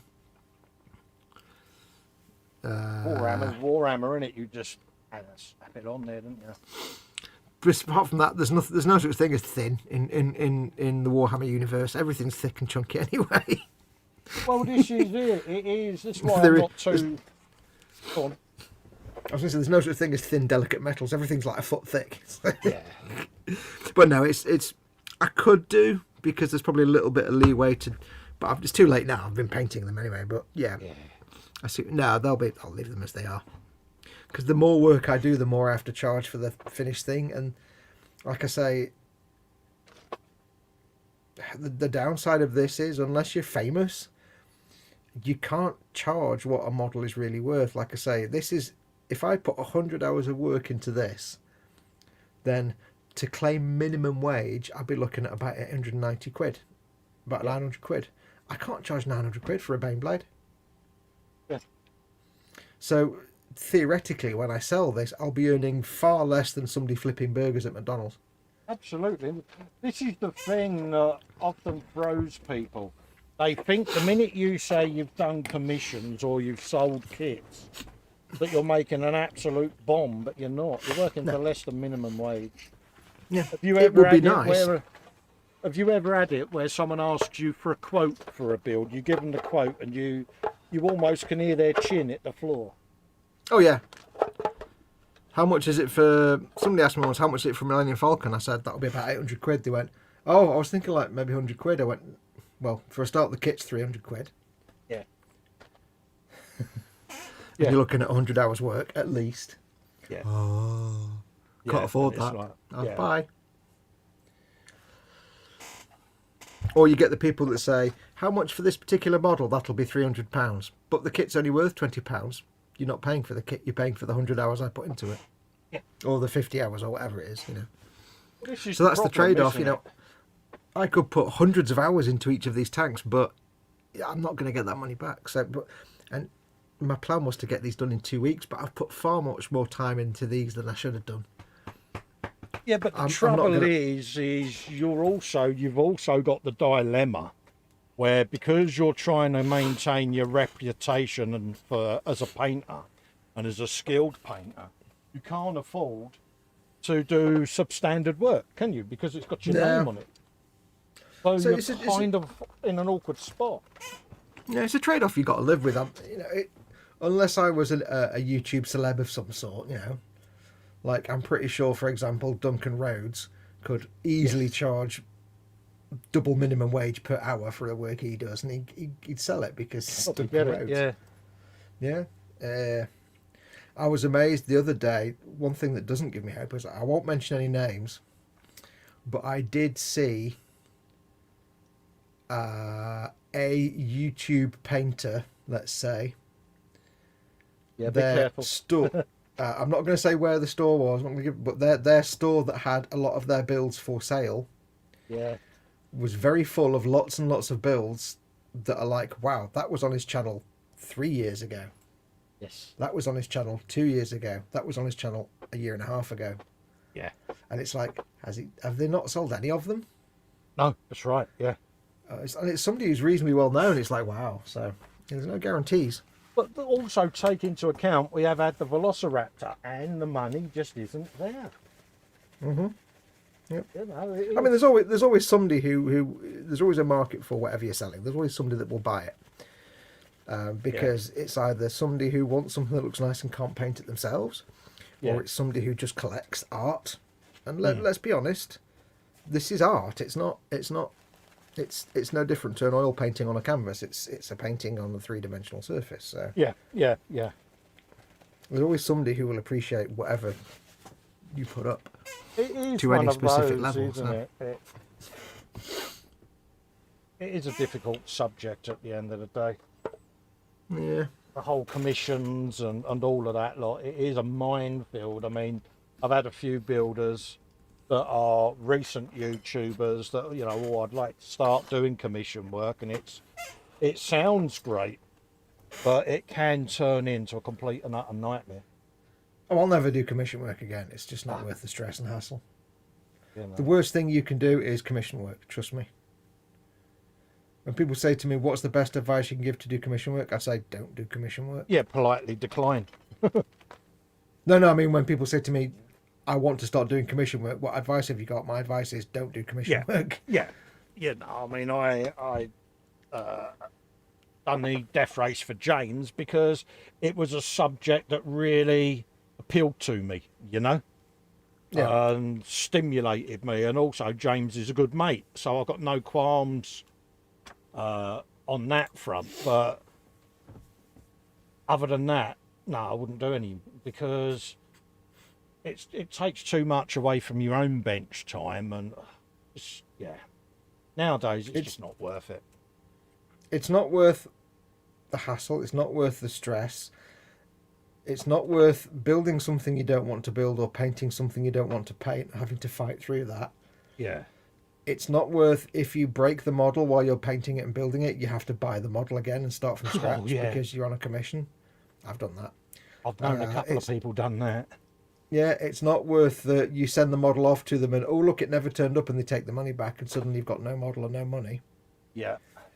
And it's not worth all the hassle of setting up terms and conditions and Damaged in contracts transit. and making sure you've got all the legalese on your website to cover your ass if it goes wrong, and all this other stuff. It's just not worth it. And it's a shame because I know a few people that, you know, with their naivety were like, yeah, no worries, I'm going to do it. And you could foresee what was going to happen to them. And it happens. And you're like, well, we did try to tell you, but there are people out there that will commission pieces that have got no intention of ever paying for. Yeah. Timber says, but completing a build and selling it, that's different because it's probably a model you're happy to build and happy to paint. Yeah. I've had commissions where somebody's commissioned me to build and paint something, and it's like, I've built this thing 3 times now and I really don't want to build another one, but I'm not going to turn the money down. Yeah. But then after about a week, you're like, I really don't want to do this. But then you're working on something that you don't want to do. Yes, that is the thing. And am I allowed to swear on your stream? Yeah. It's late enough, mate. It's like a grudge fuck. Nobody enjoys it. It's not worth it. At the end of the day, it's more hassle than it's worth, and it just ends up getting a bit messy. And there's always regret. And if somebody's paying you for your creative work and you're not interested in it, you're not putting your effort into it, then they're not getting what they're paying you for. And you're go on. No. Sorry, mate. I thought you had finished, and I'd spoke over you. Carry on, geez. I was just going to say, you're not going to put your best work into it. You're going to do a half-assed job because you don't want to do it. Yeah. Somebody could commission me and say, will you build, I don't know, some kit or other?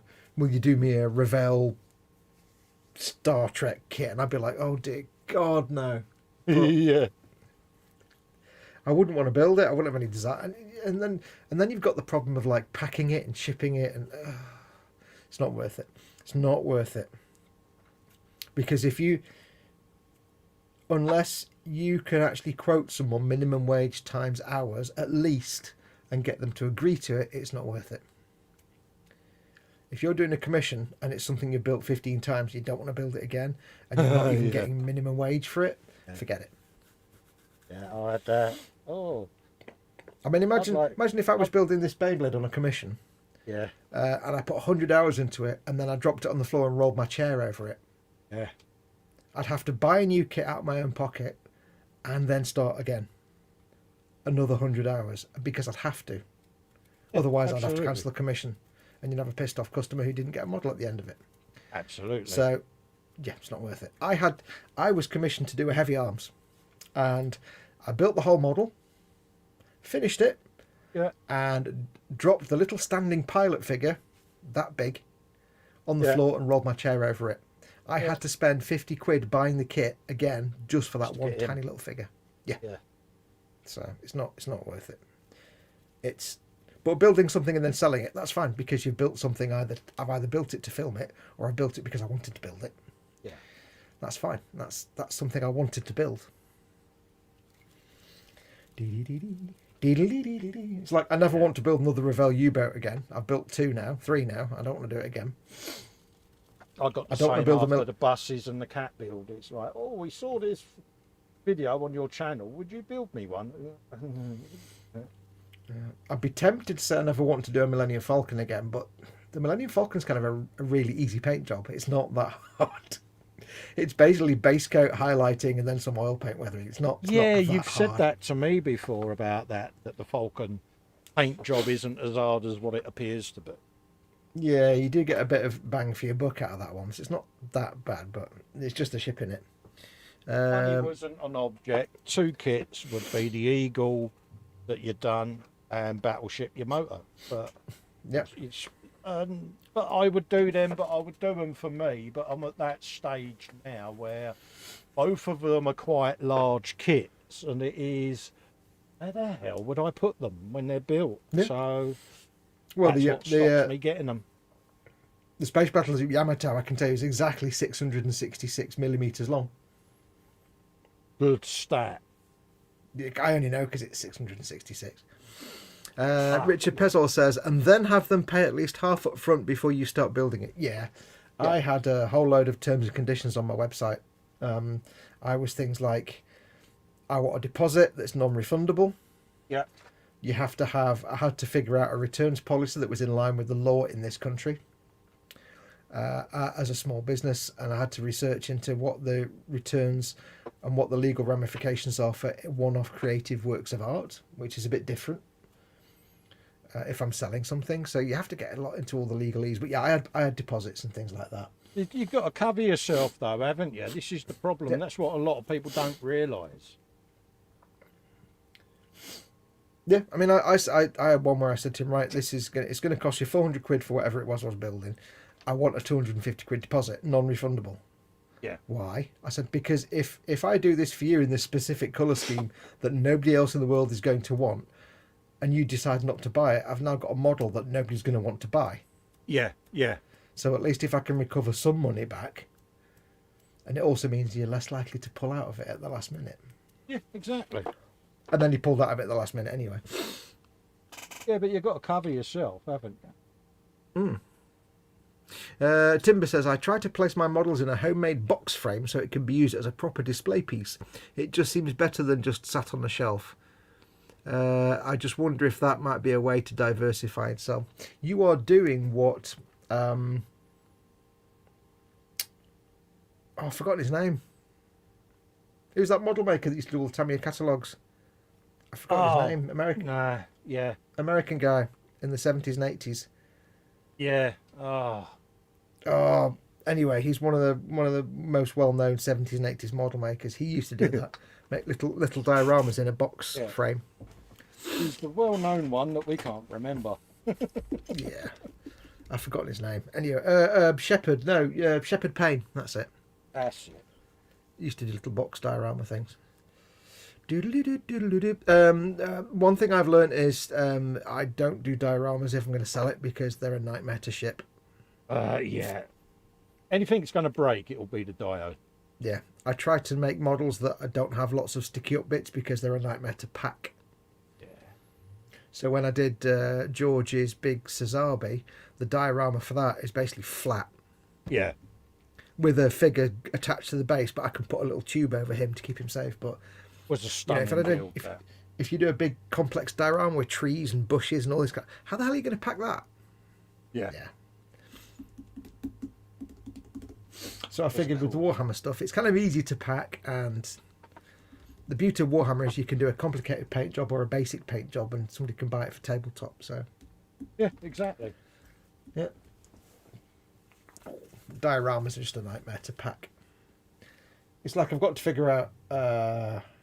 I'm sending George that little you know, that little yellow thing I did, the Gene Stealer Oh, right, car thing.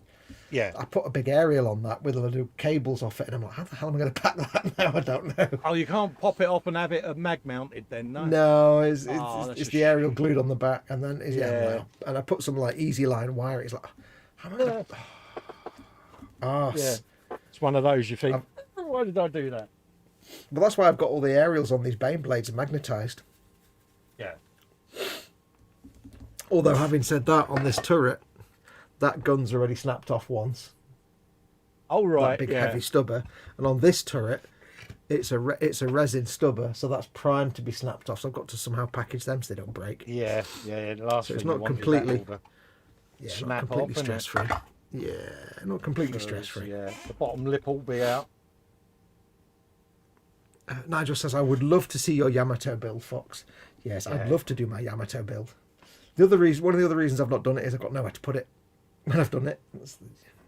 It's That's you the know, problem, though, isn't it? Is where What, are 3 you foot gonna long? put it? yeah, I've got nowhere at the minute. So, but it's been sat there in a box for 3 or 4 years now, and I'm like, "Ooh." Yeah, we'll get round to it, honest. Yeah. Same with my Kshatrya. I need to do Yeah. that at some point. Yeah, I must. But again, admit, it's just space. I kept seeing it every time I opened the cupboard, and it's like, get it out the cupboard. It's out now, Dave. Hey, you know our Stomper group build? Yes. Did we buy our own kits for that? What, the Orc Stomp? But no, I bought them all. Did you? Okay. I couldn't remember if we Yeah. bought them all ourselves or if you bought No, I them. bought them all. It was All right, I was gonna say- it was Super Chat night, wasn't it? When I got all them That- Super oh, that's Chats, That's I bought right. us all Orc Stompers. That's right. Yeah, I was going to say if we bought them all ourselves, then I would just do mine and sell it. But no, I'm not going to sell it then. That's right. So I won't sell that one. There's No, a if there's you a wanna kit I sell won't it, sell. sell it. No. Not if it's a You know, gift. it was just that I did well on the Super Chats that night, You and I'm a did. man of my word. I bought us all a Stomper. So, You did. You certainly did, Stanley. I'm looking forward to that. yeah, it'll be different. Stompularity. Stompularity, I'm sure that I'll ruin my Stomper somehow. Although the only problem I can see with that is that you'll have finished yours in about 2 live streams, and I'll be like, mine will take 8 months. No, I'm gonna. I don't know what you got. I don't know what you and Dad are going to do while I'm fiddling around with tiny details, painting tiny Dad's farty probably already built his because he does cheat, as we know. things. He probably has. He's already finished his. If he's watching this back, he's going to be calling me so many names. Oh, Dare I say it? I'm going to try and take me time with it because I might modify it. Well, I know I'm going to modify it because there's another kit going to be added to it. So There we go. Just on the thing of you're going to take your time. Nigel says, I cannot believe how much work Colin has done tonight. yeah, I mean, don't get me wrong. It's not the finished article. Don't get me wrong. It's just cobbled together, and I've got loads of bits to add to it. I've got wooden bits and bits of corrugated. But the actual original structure, that's going to be a bogey that swivels. And then I'm building a rickety wooden structure out of stirrers for the turrets to go on. And then that's You have going to to remember get that- towed by that. Once Colin gets going, he just gets so carried away. He doesn't take his time. He's like straight in, bish, bash, bosh. There you go, done. So that's Just love going it, to don't sort you? of end up being sort of something along them lines Men. with like a wooden balcony that these are hanging off and big guns and that. So it's going to be, yeah, if you get what. So I know where I want it to go. How But are you this gonna? is the stage where it's a bit rickety. Is it going to be? Is the catapult going to be permanently attached, or is it just going to be like? Because I'm going to say if it's all like thin, It's going to spindly no, stuff. it's going to hook on and off, mate. Oh, I was going to say, how are you going to pick it up if it was all like delicately attached? No, it's going to be hooked and that. This is what I just said. This is early stages. Yes, but you just get carried away. You just Yeah, this when- is going when to you're be in the your- trailer that attaches to the back of this. I've got to build a little Sweet. thing with a hook. Yeah. But yeah, so it's 'Cause going to you're- be sort of, yeah. I don't 'Cause you're know not what's like me, wrong 'cause, with my like- mind. It's not right, is it, mate? Well, no, nothing wrong with your mind at all. I think the difference is that when I'm doing something, I sit and I think about everything and I'm all cautious and careful. Whereas you're just having a whale of a time. You're just straight in, bish, bash, bosh. cut this I'm off, just, cut that off, see what happens. Yeah, It doesn't I really want matter. that to go on there, or I want that. I get the saw out, you know. And I mean, when I ordered that, you know, I said, well, what am I going to do with the scoop? And you said, just have both. So it's got both, you know. It's... So, yeah, I sit there didn't like I sit the there small and plan guns. and worry, but I'm going to just have dive big in. guns sticking out like that. So, yeah. Yeah. But... you just go through stuff fast because you're having fun with it. That's why. Oh yeah, I've got all me styrene there and me box section, so I'll sit and make a bogey for that. So it swivels, and then the A-frame with the hook on it to go on the back of that. So I'll sit and do that. But no, it'll all be detachable, because otherwise it's going to be a nightmare to pick it up. What do you think you'll do with your stomper then? Well, I want to make a remote. I'll say a remote. I want it to be remote control, because I want that to be coming out the front on a ramp. So I want the front to lower down, and then this comes driving out the stomper. That'd be mint. So, and then, you know, the panels on the stomper, I want to have them where through an Arduino I can push a button on the remote. One of the panels will open and a geezer with a big gun or a turret will come out and it'll make boom boom noises, you know? So, yeah, it's not going to be a quick build, mate. That's all right then. That's all right then, because then you'll have I'll be painting it for like 6 months. So. Yeah, and hopefully by then, you know, I'll be a better painter than I am now, because I am slapping these together, and you know, they're not everyone's. Hang on, cup of I've got an tea, important message from our sponsors. Good man. But yeah,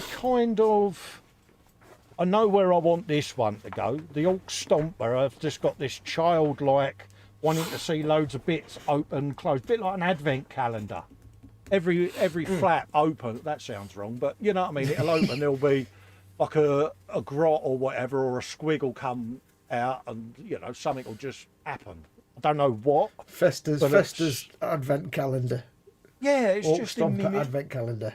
Yeah, it's just in my mind that I want to kind of faff around with it and make it fun and different, and yeah. Yeah. RW Hobby says, I ship my sold models in polyfill, which is basically the stuffing you put in teddy bears. Seems to work well. Yeah. Yeah. Or some people use like mattress filler and stuff like that, you know, the floofy Yeah. stuff. Nigel says there, I can see it now. My funnel's going to arrive and it's going to be bish bash bosh. It's on. Absolutely, Nigel. Got space just there, geez. Retro says, my space battleship Yamato has its own shelf. Yep, that's what it needs. Nice.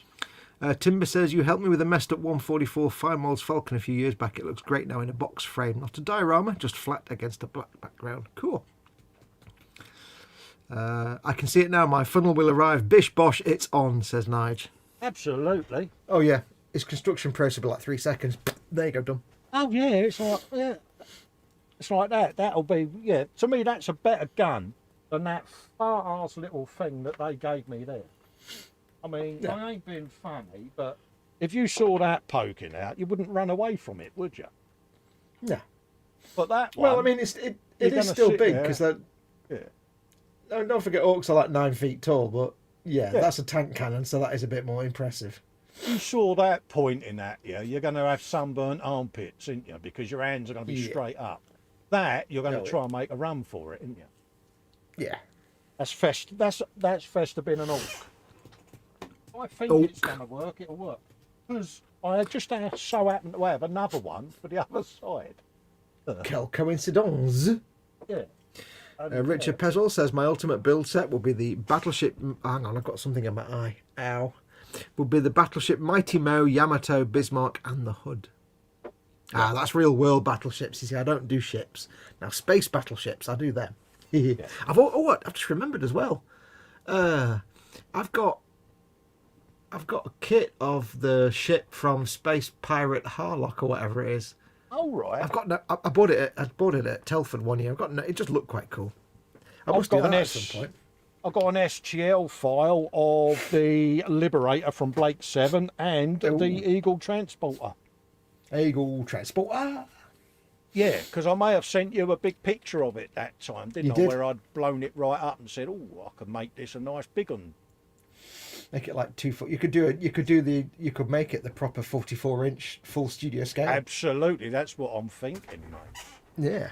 That'll be gutting for you. Oh, you animal! Has this become a thing now? I need to do trumps on the stream. Oh, If the people don't want me, if the people don't want me to do trumps, I can stop doing them. But I just think it's funny. Hey, mate, I don't care. Nigel says, fart arse little thing, laughing my arse off. Yeah, you'll get used to my lingo, Nige. It's my infamous one was when Fox said about the Baneblade when I was building that. And he said, well, why are you putting that on there? I said, I like the look of it because it's got a tit on it. And he was just like, what? Oh yeah, because it was the way it locked in place. Yeah. It was got a tit on it. Yeah. It was. Now, can I point out, I've just, in the case of tonight, I've drunk about a litre of tea, which is all that caffeine. I'm not going to sleep tonight, am I? No, I've got. I should have had water. I tend not to sleep because obviously the wife works overnight, and I do worry about her being out overnight, and I don't settle until she comes home. So Yeah. I'm a bit of an old lovey-dovey where my missus is concerned. It's only called Well, fear. hey. Out of fear, mate. It's absolutely. Yeah, she's the only person that can kick your ass. So. Yeah, it's nothing to do with love, mate. I'm shit scared of her. Exactly. It's Oh, always she the biggest keeps blokes me- that are the biggest scaredy cats of their wives. Yeah, she keeps me straight and narrow, mate, and I love her for it. Yeah. Nige says, I should be in bed. I want to go to Telford tomorrow. Oh, God, is Telford on? Telford's on, yeah, that's why there was no stream from Big Paul tonight and that. Yeah, they're all at Telford, mate. I didn't realise it was. I didn't Yeah, realise it was it's that one time of of year. them. You know, I'd love to go, but the time I get up there, fuel, hotel, and all of that lot, you're not really saving money. So for me, it's not viable. And also, who wants to be run over by my wheelchair? Not everyone, you know what I mean? So I'd love to go, but not in the middle of a pandemic, thanks. No, so Telford's one of them where it's like, yeah, I Yeah, want to buy a maybe kit. maybe I'll in just- a couple of years. Yeah, maybe in a couple of years, and I'll put a ramp on the back, and I can bomb round Telford with you hanging off the back, mate. See, the thing I need to do before I go to Telford again is, for the last 15 years, I've worn Converse sneakers religiously because that's what I wear. I wear red Converse sneakers. But the last few times I've been to Telford, I've learned that my aging feet can't cope with walking around in Converse sneakers all day. He's such a tart. So last January, for the first time in about 15 years, I went into Manchester. I went into into various places that sell all the old army surplus stuff, and I got myself a pair of proper army paratrooper boots. Oh, right, yeah. I used to wear German paratrooper boots. These ones I think are Russian, because you can walk around in them all day and no problem. The problem was I wasn't used to wearing big honking hard boots, so I wore them for one day and had no skin on my ankle. Oh, the poor little So I thought- ballerina tootsie's got sore. I need to do that thing where I put like a big piece of padding on my ankle for about 2 weeks and wear them non-stop. Unfortunately, 3 days later, the entire country was shut down and has been ever since. So I've not had a chance to wear them. So I used to do that with me Martin boots. I used to get into the bath or the shower with them on to soak them right down so that they went to the shape of your feet. well, for me, it wasn't so much. It's not so much that. It's just that my feet aren't used to hard boots. They're used to delicate, feeble sneakers. You got soft ballerina tootsies of you, mate. Well, no, I used to wear combat boots all the time, but after 15 years of Converse sneakers, they get a bit delicate. You know what I mean? He's not going to buy it. He knows I'm mocking him. No, I know you're mocking me. And it also, I didn't get a chance to get past the walking like an astronaut because I've got boots that weigh about the same as a small child on my feet. Yeah, you was walking around doing the old space op a bit, weren't you? Oh yeah. Uh, But yeah, so I'd need to get my feet used to them as well before I walked around. feel for you now. Your sore little feet. No, don't be. The other problem was I think the year before, the summer before that as well, because it was really hot. I spent a lot of the summer just barefoot. I don't normally go barefoot. I was barefoot everywhere, like around the house and stuff. And then obviously I got these boots, and then I didn't get a chance to break them in, and my feet are like, what the fuck? And then I don't want to wear them around the house, so they just sat there looking at me for the last year and a half. So, Fox, get Caterpillar steel toe cap boots. They last forever and are comfy. Nah, I need ex-army used 30-year-old combat boots because they look mint. Trust me. It's because he runs round Manchester dressed up like Chuck Norris. That's what he's not telling you. Yeah, no, I don't. I used to wear all the combat stuff, but there's something about vintage, ex-used, ex-army combat boots that just you don't get it when you buy new boots. Plus, they're like 50. It's like 50 quid for a pair of boots that'll last you 20 years. Yeah. Rather than going to a shop and spending 150 quid on a pair of Ponzi boots that'll last you about 2 years. Yeah, my lad did. Cost him a bomb for his Martin boots. I had a pair of German army ones that lasted me about 10 years. The thing is, he's so thin that he looks like one of those tea in golf clubs, you know. Big old boots. He's size 13 feet. Certainly got some plates on him. Oh yeah. Nothing wrong with that. You still building there, young lady? I am, mate. What you gluing? What you gluing? What you gluing? Gluing. In fact, you get on with that before you tell me, because you're time critical there. Yeah, I'm just putting a bit of gunnage. All right, this is 2-part super glue, this stuff. So. Oh, is it? What was that? I've never seen that before. 2-part super glue. Yeah, it's Woodworkers Mitre Bond is what I use. That. So you got your super glue, and then you got the activator, and it sticks like a blanket. Yeah. Okay. You know, that's on there. I'm always really nervous about using super glue when it's been painted, because if you put the one molecule too much of super glue, the whole area goes all frosty and horrible. It's like, oh, bollocks. Yeah, I don't mind that, because, you know, it's not the world's greatest paint job, is it? Oak. He's getting glued on and all in a minute. But I glued him on earlier, didn't I, over there, so, yeah. Leave him off for a bit. But you got him off again, though. But, yeah, the saw cone. I just think that turret looks better on there for some reason. It does. And no, they've got a big funnel going on there, so yeah. Yeah, have many funnels. You know something? Yeah, probably good. Probably get more than one on it, wouldn't they? Well, like you said, you can have like the big ship's funnel sticking up top, and then have a few of the little bendy 90-degree made out of wooden shack type chimneys sticking out the side all over the place. Yeah. So I'll let that go off. And yeah, we'll have big gunnage on each side. I think they look a bit better. Got to have a big gun, mate, ain't you? Yep. You need guns.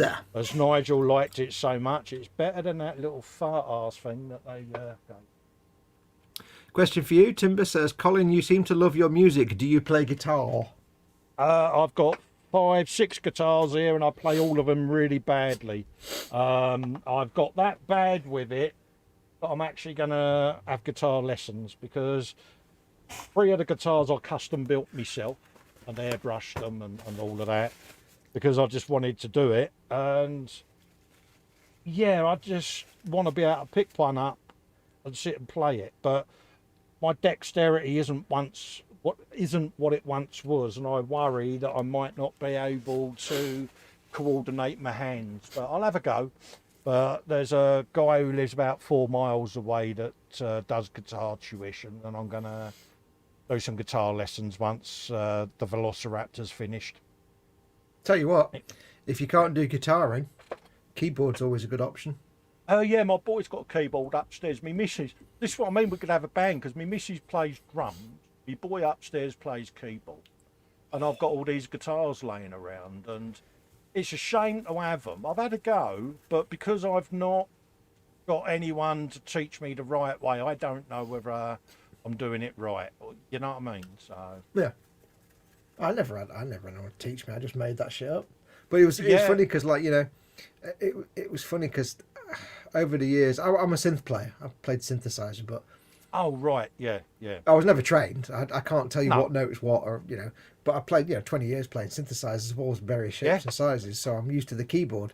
But Yeah. I tried learning. I tried guitar. I tried violin. I tried saxophone, clarinet, Yes. and I looked at all them and the way they work, and I'm like, the keyboard makes sense. This fret with the string just makes no sense to me whatsoever. Yeah, this And is then it. I mean, I I know got myself a few- saxophone. I got myself a saxophone. I'm like, I have no way to get my brain around how any of these keys are going to actually work. So yeah, keyboard to me is like, I know where everything is. It's dead easy. Absolutely. I mean, there's a lot of famous guitarists that can't read music. Nope. You know, and they learn by ear, you know, but because I don't know whether what I'm playing sounds in tune, out of tune, or whatever, and I just want that guidance to get used to it and learn, and then I'll be okay. But I've got a couple of acoustics, I've got some Les Pauls copies, I've got a couple of Strat copies, so yeah. I mean, I can't read and write music. I've got no idea. No. And nobody ever taught me. I just listened to stuff and thought, I'll copy that, and then I did that, and then I made that's my own it. stuff Yeah, up. but yeah, I do like a bit of guitar music, you know, and anything that's got a bit of oomph to it. So Yeah, a bit of oomph. yeah. Edward Lender says, Festa and Fox's fantastic farting Friday with Festa and Foxx breaking wind and talking magical type fart nonsense for our fart-friendly family friends. Be sure to wear your gas masks for safety. Yeah. Well, it's funny because he used to always do it when the stream ended. He'd say, "Oh, by the way, I've got something to say before I go," and he would let go an almighty bath mat ripper. Oh, yeah, because yeah. I'd be holding it in for like an hour. Yeah. It was like 10 trumps all built up. Nige says, I listened to some of your music on your old videos, Fox. Bloody awesome. I love Vangelis. Thank you very much. Yeah, Vangelis and Jar were my two main influences. Yeah. Mostly Vangelis. I was more symphonic electronica than and Vangelis than I was Jar. Yeah. That's not all of my stuff, but that's a lot of my stuff. I unfortunately lost to the mists of time are my cover versions of the Terminator 1 and 2 theme combined. Oh, So right, it started yeah. out as Terminator 1 and then merged and then sort of morphed into Terminator 2. Lost is, and I did a cover of a piece by Tangerine Dream, but I can't remember what it was called. It was from the Thief soundtrack. Oh, right. Yeah. That was pretty good. And my biggest regret is that I somewhere, and I think it's long gone now, I did a cover, complete with vocals, I did a cover of Kraftwerk's The Model. Oh, mate, I bet that sounded nice. Because I didn't plan on it, but I got myself... Hello, Mama Fox. Hello. I got myself... for a little while, I had a Roland Juno 6. Juno 60, no, Juno 6, I think. Synth. And it was capable of reproducing every single sound that Kraftwerk used in the model. Oh, right. Perfectly. I was like, it wasn't the same. It's not the same synth because it was like 10 years after that was made. But Yeah. I was able to, so I could recreate the music perfectly. But I did the vocals, but I did the vocals with a German accent because obviously the model is sung in English with a German accent because it's Kraftwerk. And unfortunately, it's long gone. It's long lost to the depths of time now. But that was my maybe my pinnacle of badness that I did a cover version of Kraftwerk. I also did a cover version of Rendezvous 4, but I did the London Docklands concert version with Eric Clapton's guitar track. So I actually bought an electric guitar to do that track because it was all single notes. So I'm like, well, I can do that. Not Eric Clapton. He was the guy that was in the Shadows, whatever. Hank Marvin. No, it wasn't him then. It was some English guitar player anyway. Jeff Beck. No, it was some old rubbish English guitar player. I don't know. Anyway, might have been Hank Marvin. So I bought myself a cheap knockoff electric knockoff Stratocaster just to do that guitar track after I'd done all the rest of it. So I did some other cover Did he have versions. glasses? Yeah, it might have been. Yeah, be Hank Marvin then. Yeah. Yeah, one note at a time job. Bit like BB King, single note. Yeah, that's the only reason I could do it, because it was. Yeah. And I did a load of other cover versions over time. I used to like doing cover versions because that's how I taught myself how to play. Was just like copying stuff. I always wanted to be able to do that. It was people like him, Clapton, Jeff Beck, Richie Blackmore, you know, anyone, Joe Satriani, anyone that can stand there and play a guitar and it sounds like they're singing, but they're doing it as an instrumental. For me, that just blows me away, that skill, and I would just love to be able to do that, because I've got a voice that sounds like a goose farting in the fog, so I don't want to sing anything, but I want the guitar to do the singing for me, you know? Hey, I wouldn't worry about it. Chaz and Dave did all right. Yeah, that's probably the only way I'd manage to get there. I know, pleasing you.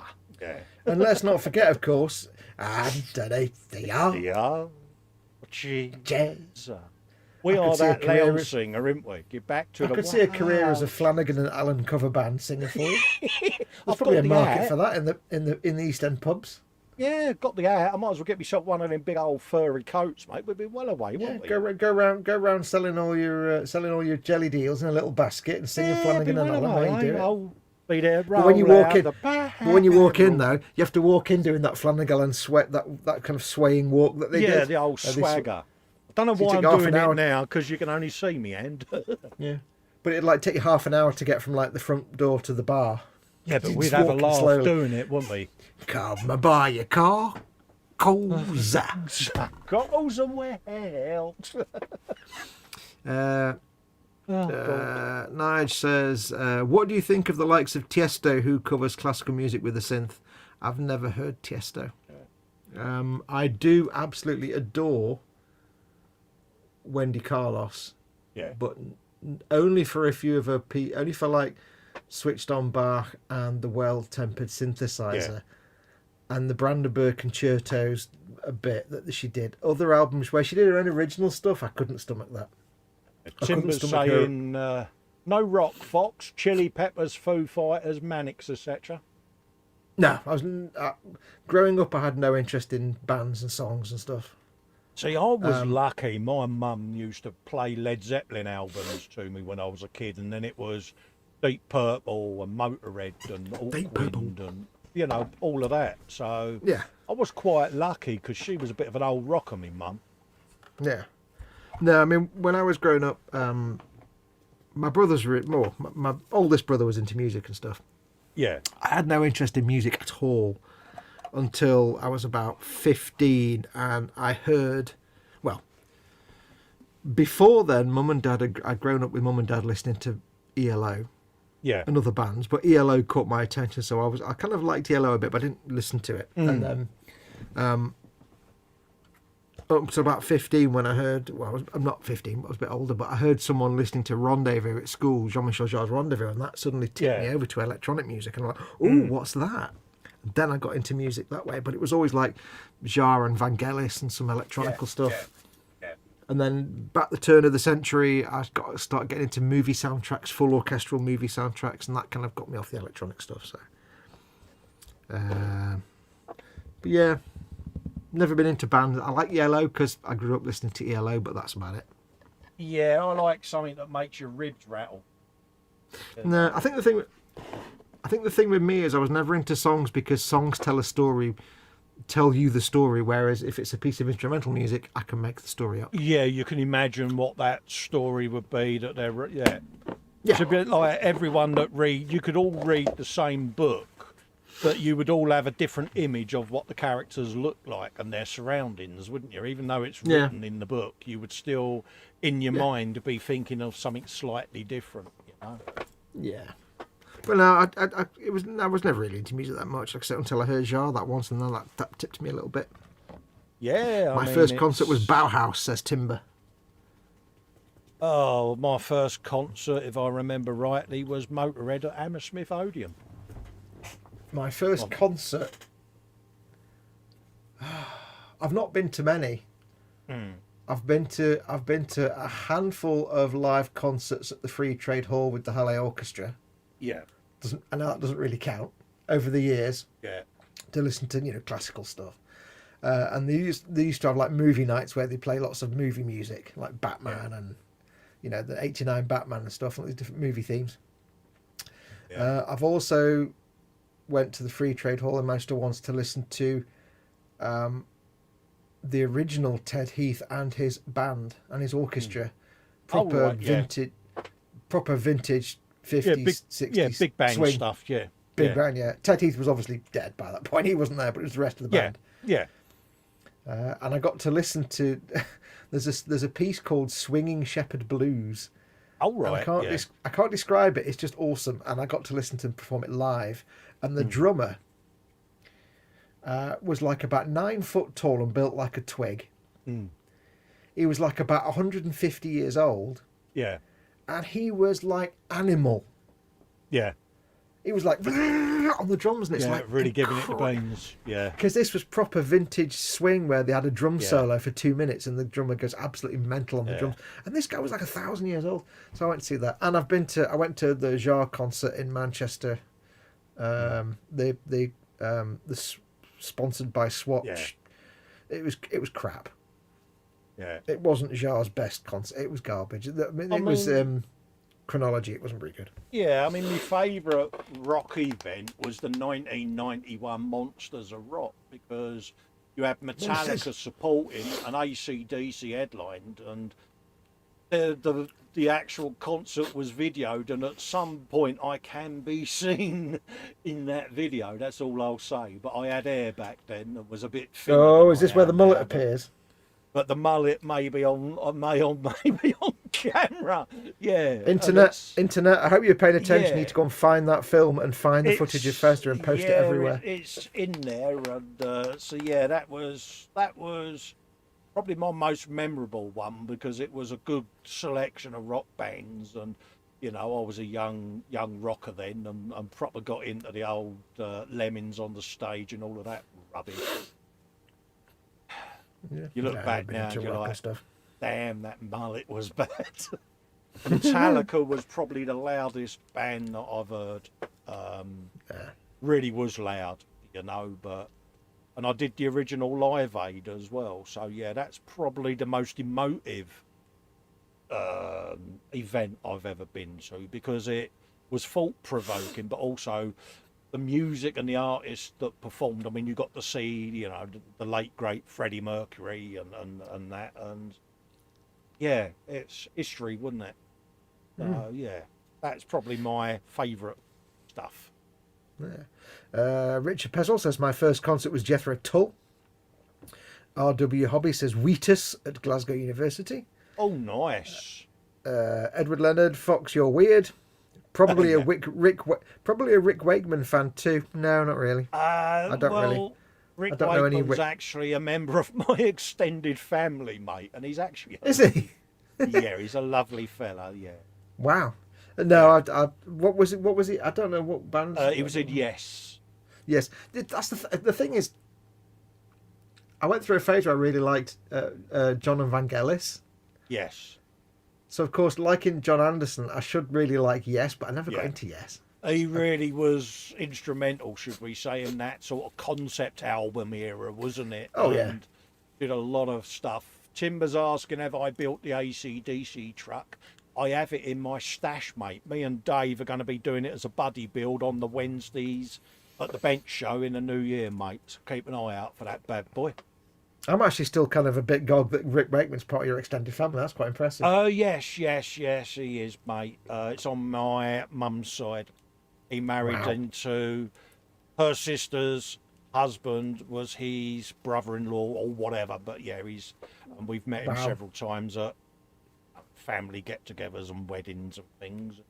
He's a very unassuming, very subdued, doesn't blow his smoke up his own arse or anything. Oh, no, he's really shy, isn't he? He's like really... Yeah, he's one of the nicest people you'd want to meet. Yeah, get him talking about music and he'll talk to you about it, but he's not into all of this fanboy bollocks that a lot of people are into. He's just a normal bloke like us, and I love him for that.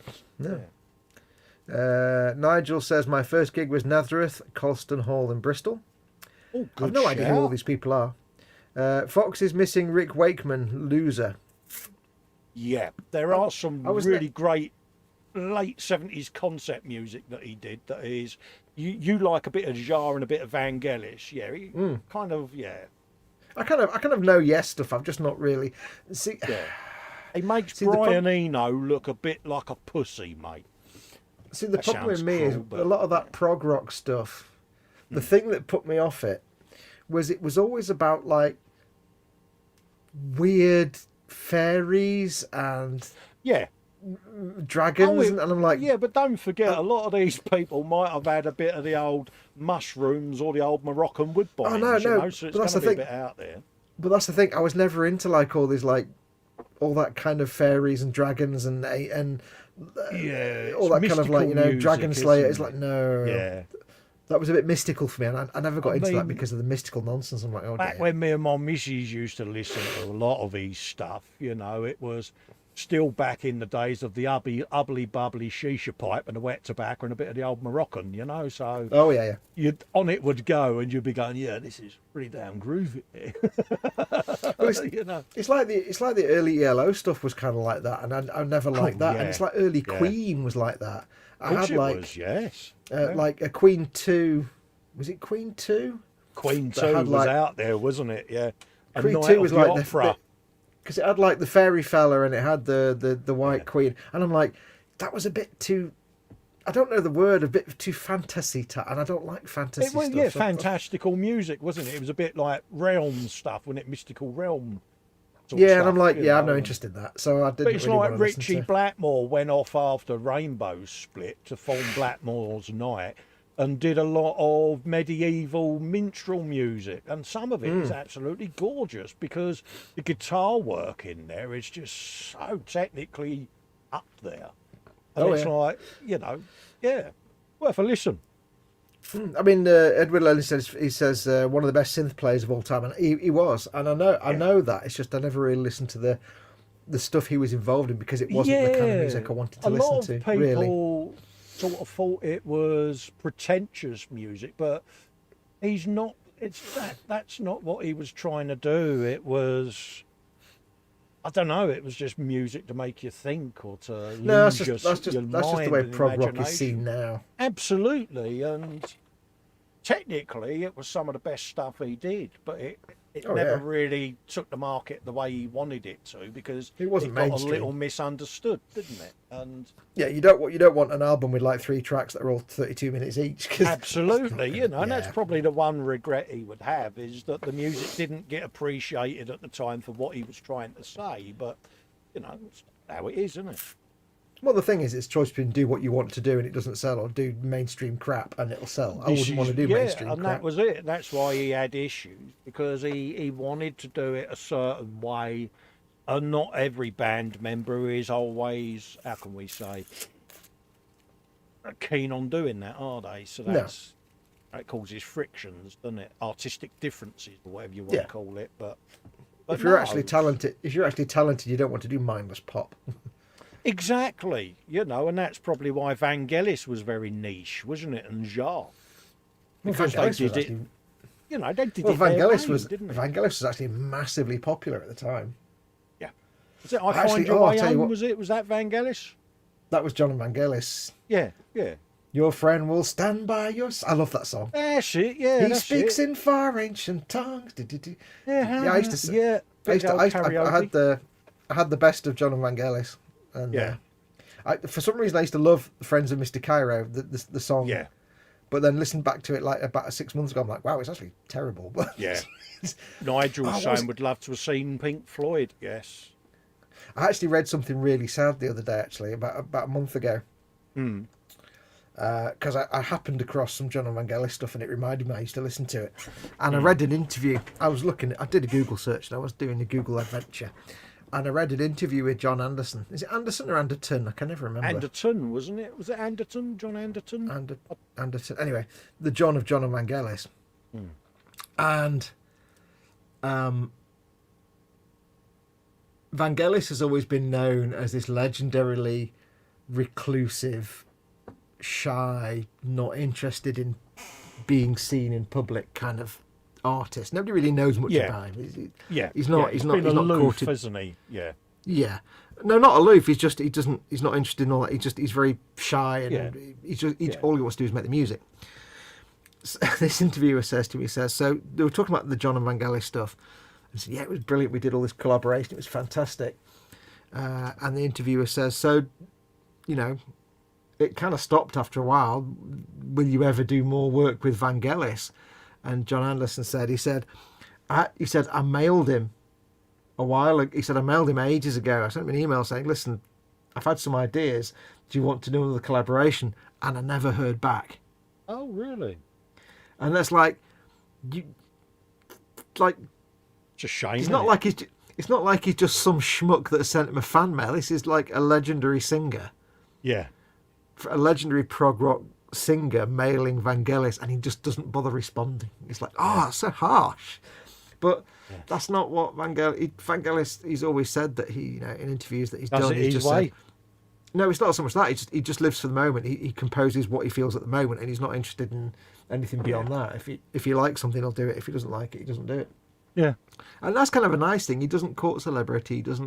He just sits there and composes music. And again, he's like one of those artists where that sort of artist, is he? It's his way of doing he's it. not. Yeah, he's not doing it to do it. He's doing it because he wants to do it. But yeah, he's another one of those artists where the early stuff is terrible, the middle stuff is great, and the later stuff is terrible. Like so many bands. Queen were the same, and ELO were the same. The early stuff, Vangelis stuff, is like, oh, not great. Yeah, you sit there and you think, Like, oh, how on earth did they ever make it big if that's what they was churning out? yeah, like, you know, one of his best known tracks is like, you know, Heaven and Hell. Yeah. The theme tune to Cosmos, Carl Sagan's Cosmos, and yet, apart from that track and one other track on there, the rest of the album's terrible.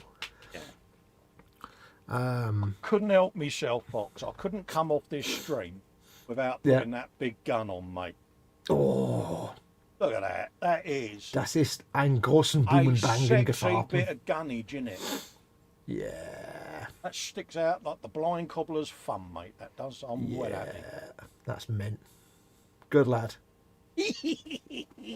Good lad. So happy.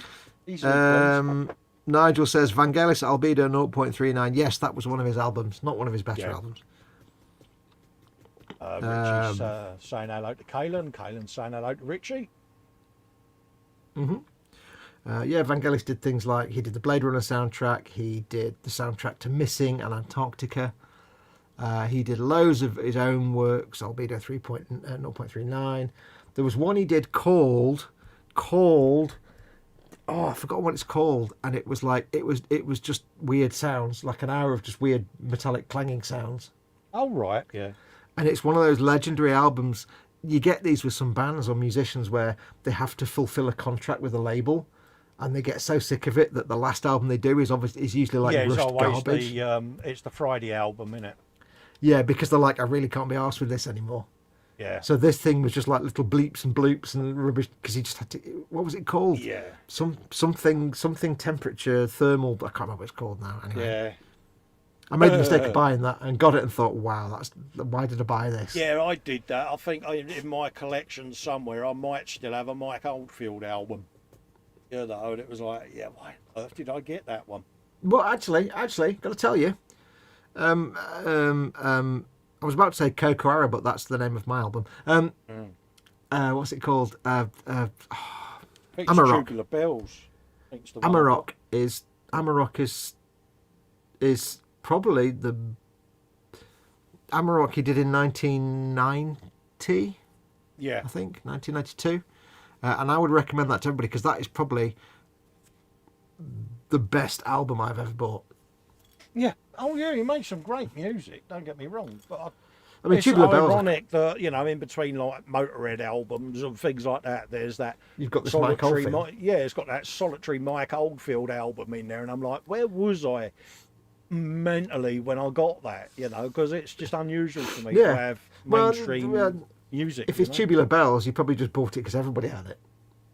No, I think I purposefully went out to get it because of a particular. I don't know why, but You probably heard it in something because Tubular Bells have been used all over the place. But yeah, it's another one of those things where he did Tubular Bells' debut album, then just produced garbage, and then did Amarok, and then just produced garbage. So I've got another one. I got a triple album of Paul McCartney and Wings over America. The album. Oh, Jesus Christ! Yeah, and it's like, yeah, it's so unusual for me to have that type of album in my collection. You know, and it's could it be possible that at that particular point in time there was possibly a woman involved, and it wouldn't have been an album you would have necessarily bought without that particular involvement? I've got a feeling involvement? there was a couple of lovey-dovey tracks on there when I first met my Doris. Yeah. Probably what it was. Yeah, I mean, I've got a few CDs. Trying to tame my record collection. I've got a few CDs down around the house where I'd be like, I would never have bought. Oh wait, yeah, I was going out with the evil bitch. Oh right, okay. Yeah, I think I've got a Commodores album somewhere as well. It's like, oh no, things I shouldn't admit, mate. You know, but yeah, it's. Yeah, you sit there and you think, I was caught in when that album made it in there, obviously. Yeah, if I go through my CD rack and it's like blah blah greatest love songs, I did not buy that. Yeah, but that is not one that I paid. Don't forget, I next door have still got a hi-fi separate system. You know, one of the stack systems, and the turntable on that is linear tracking. That's how old it is, mate. Oh yeah. And it still. I'm going to do finger words. Still plays nice. Oh dear. I'm going to do finger words because there's no way for me to answer Nigel's questions. Name of your album, Fox? Yeah. Yeah. Didn't you? Because you gave us a load of music, didn't you? Dog sound stuff, wasn't it? Yeah. Yeah. Yep. Spot. The album itself was called Coco Ara. I'll put it in chat because you won't spell it. The album itself was called Coco Ara. Yeah. And it was available on mp3.com for a few years, and then that changed, so that stopped being on there. So it's never been sort of released after that as anything. I've got a couple of copies of it, and it was only like a private release. It wasn't like on a proper label or anything. Made me a little bit of money. But most of the music I've now put in the public domain anyway. It's the fact that you used to get YouTube copyright strikes for your own music. It used to crack me up. It's like, and your own stuff. That's because I put it in the public domain, and then some people basically do like they sell albums on various websites. You can like CD Baby and stuff, which has just got collections of just free music. Yeah. So it'll be a track on an album on say something like CD Baby or whatever it is that then pings up, even though it's public domain. Yeah. But because Bob Smith has put it on a collection CD and he's selling it, and it's like, no, that's mine. I wrote it, and they go, oh right, okay, no problem.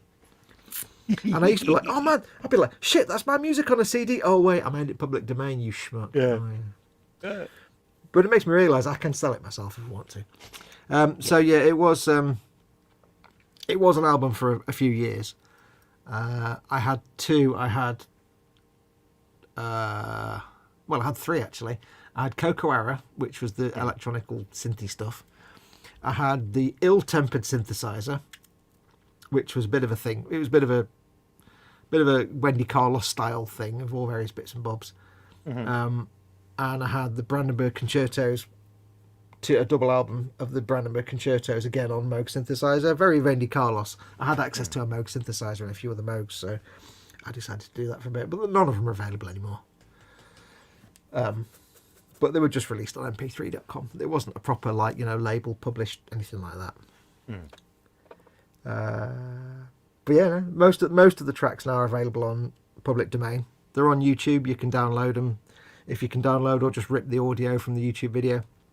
Most of them, there's a channel I think on there. Well, I think there's a couple of tracks I've used them on our videos, haven't we? Yeah, that's the thing. Anybody can use them. They're the public domain. There are a few tracks that I've kept out of the public domain. Like the one I use as my theme tune, the kind of cheesy saxophone one. That's a particular track. I haven't put that in the public domain because it's mine for the videos. So, and there's a few other that I haven't released because they've got copyright sounds in them. So I couldn't actually make them release them anyway, public domain. Or I could, but I couldn't make any money off them off the YouTube. So. Nigel says he would love to use your music as background in his videos. Can I get them and credit you? There is actually. Have I got it on my G drive? There might. If you're in the Model Makers Boom Hut, go to the announcements section. There might be a post in the announcements section for a link to all my stuff anyway. If not, I can post a link to the file. I've got a file. I've got them all zipped up in my G drive somewhere to download them. But all the ones that are public domain are actually available as videos on my YouTube channel. But Yeah, I'm it's sure a paint. it's still in the files section of the Beaumart from Beaumart even Beaumart. from memory. Beaumart. Beaumart, get your art here. It's all on the boom. Beaumart. It's like Walmart but cheaper. Yeah. Yeah, there might be a file section. There'll be a big zip file basically, but I Yeah. can always pop it in the Beaumont again. Yeah, I've got them all as a zip file. You don't need to credit me the public domain. You can credit me if you want, but I made them all public domain, so there's no copyright on them whatsoever. You can re-record them, you can do cover versions, you can chop them, change them, and edit them around. You can do whatever you want to them. They're completely public domain. They're also available on a website called freepd.com, which is run by oh god, who's the guy that does all the music on YouTube that everybody uses? Kevin. Oh, I don't know, mate. Kevin McMiniman, whatever his name. He also whatever his name is. Anyway, The Beaumart. Oh, yeah. Nigel doesn't do Facebook. What I'll do is I'll get Fox to message me the link, Nigel, and I'll email it to you, mate. Oh, that'll work. Yeah. We'll do it that way because Nigel doesn't do Facebook. Okay. Yeah, the guy that does like all the music that everybody on YouTube uses, he has a site called FreePD, which is FREE P for Papa, D for Delta, and it's basically a collection of public domain music. And all my stuff's on there. He's a really nice guy because I mailed him and said, "Hey, would you like all my music for the FreePD?" He went, "Wow, brilliant! Thanks very much. Wow, brilliant!" And this is a guy who's done 1 billion pieces of music that everybody on YouTube uses, and he thought mine was really good. So I was like, "Cool." What's his name? Kevin not Kevin McLeod, Kevin McCarthy. What's it? Oh god damn it, it's going to bug me now. Nigel's asking whether we're talking about Ben's sounds. I use Ben's sounds where I got No, a lot I've of not my used original Ben's. music, but I've not used Ben sounds. yeah, I've used Fox's stuff in a couple of my video build series. I didn't know Fox back then. That's when I first got my stuff off of Ben sounds, and then Fox said, "I've got some music. I'll send you some," and it was a shed load, wasn't it, mate? Oh yeah. You know, and it's like, And a few people use it, like, you know, Chris at Gross Models, his theme tune is a piece that I wrote. So yeah, I think That's one Ted of my used public some as domain well, tracks. wasn't he? Ted's used some. Yeah. Tony. There's a few videos here and there on the YouTubes that I've come across randomly and that have used bits I've uploaded, or people have asked me to use it. So not very much. And like I say, there's a few compilation CDs where my music's on there, but it's public domain, so I don't get anything for it because I'm a schmuck. No, we'll sort that out, Nige, because I keep forgetting you don't do the Facebook, mate. So yeah, Fox will ping me the thing for the G drive, mate, and I'll email it down to you, buddy. However, I would recommend, because a few people have said I don't do Facebook and so on for obvious reasons, and I fully understand. But it's always an option just to set up a dummy profile on Facebook. Just give them a pretend name and email address and whatever, and that way you've got access to Facebook, but you're not giving them your actual real details. I know a few people that have set up just blank profiles with, a made-up name just so they've got a Facebook account that they can then access things like the Boom Hut or Colin's group and stuff like that. So I'd have a think about it. You don't have to actually register in your own name and real email address and stuff. There's not a massive bonus. It's just, we do have groups on there and stuff. Yeah, but social media, it's got yeah. I mean, There's no escaping it. No, we don't use our real profiles. It's like Facebook group and page, and that's it. Yeah. Well, apart from in your 24/7 Hangout chat, which I just realised the other day is our actual profiles. Oh. Yeah, but it's not my real name anyway on Facebook. No, mine is. No, the Well, first almost. name's real, but not the second. Yeah. My first name's not real, but the other names are. Yeah, That's just Facebook, though. absolutely. Get that like that. Give you real details out. Wait, you mean your surname isn't Fantabulositus? No, it's. God my damn it. My surname's Festa. There you you see go. you see the sticker. Yeah, that's true. Yeah, according to the post office. Surname, Festa. First name, 67's Workshop. Yeah. Retro says, no, the files are not on the Boom Up file section. Oh, I thought I'd uploaded them. It might be too Yeah, large. I sure, don't know how. yeah. I don't know if there's a size limit. It might be that I tried to upload it and it was like, it's too big. Oh yeah, I know you posted a link in there because it was Yeah. any of you want to use any of my free to use music is you put in a big old linky pops. I wonder if I actually put them on my website. That would also be a good thing to check, wouldn't it? Let me have a look. It might may be on well my- be that they're on the Guru website, mate. I don't know you know. put a I don't- link in I the don't know if Boom I Up did. to them, unless that was your G Drive link. But I don't think you would have publicly released that link, would you? Hang on, let me have a look on my own website. Might be a good idea. I need my keyboard. Yes, yeah. If they're on your own website, can I mock you? No, Oh. only if you want me to release the video. No, if they're on your website, it's an innocent oversight that you could have made, and I totally understand that through the excitement you may have neglected to remember that they're on there. How's that sound? No, there's nothing on Drive there. hard No, bargain, you really do. it's not that hard. No, they're not on there. No, there's nothing on there. That's modelmakingguru.com, of course. Your one-stop shop for all your... Box needs, yes, we Or do your- have websites, don't we, mate? Yeah. Oh, Festa67's workshop.com for all your things. I thought I'll see if I can upload them to the Facebook to the Boom. I thought I had them. Yeah, I I suspect mean, I if know I I did, though. downloaded them all because you gave me the link, but I can remember you putting a message in the Boomer about it. I can have a look. Let me have a look now. Yeah, was that the G Drive link you put in for that, or was that another? I shall have a look now and see how big the files actually are. Yeah. My internet might fall over. I might fall out. And I can't Yeah. actually see what I'm doing. Edward Leonard says, I think I heard Fox's music on a USA big budget commercial. See how cheap even big corporations can be, or frugal. Wait, really? Don't, Cool. Yeah, Send me a don't copy. remember offhand, but he'll try and verify which one it is. That would be cool. There we Yeah, go. he's doing a there bit it of is. research. Well, my cat build, one of the messages I had when I did my original cat AT-AT, this guy said, oh, can I download the picture, or can you send me a picture of it so I can show me boss? So I did. And then he said, oh, showed me boss. He's, where that be, blah, blah, blah. I said, out of interest, where'd you work? And he went, Caterpillar.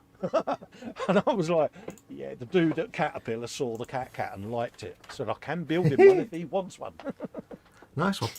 Right, I'm going to put a link into chat. That is the Google Drive for all my public domain music.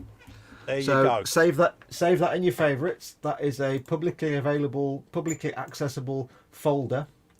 It has all the music from Brandenburg Concertos 1 to 3, Brandenburg Concertos 4 to 6, the Ill-Tempered Synthesizer, and an album called The Blowfish Experiments, which was when I was like 18 and I was recording on like bits of string and shitty tape recorders, and it's absolute garbage, but it's in there anyway.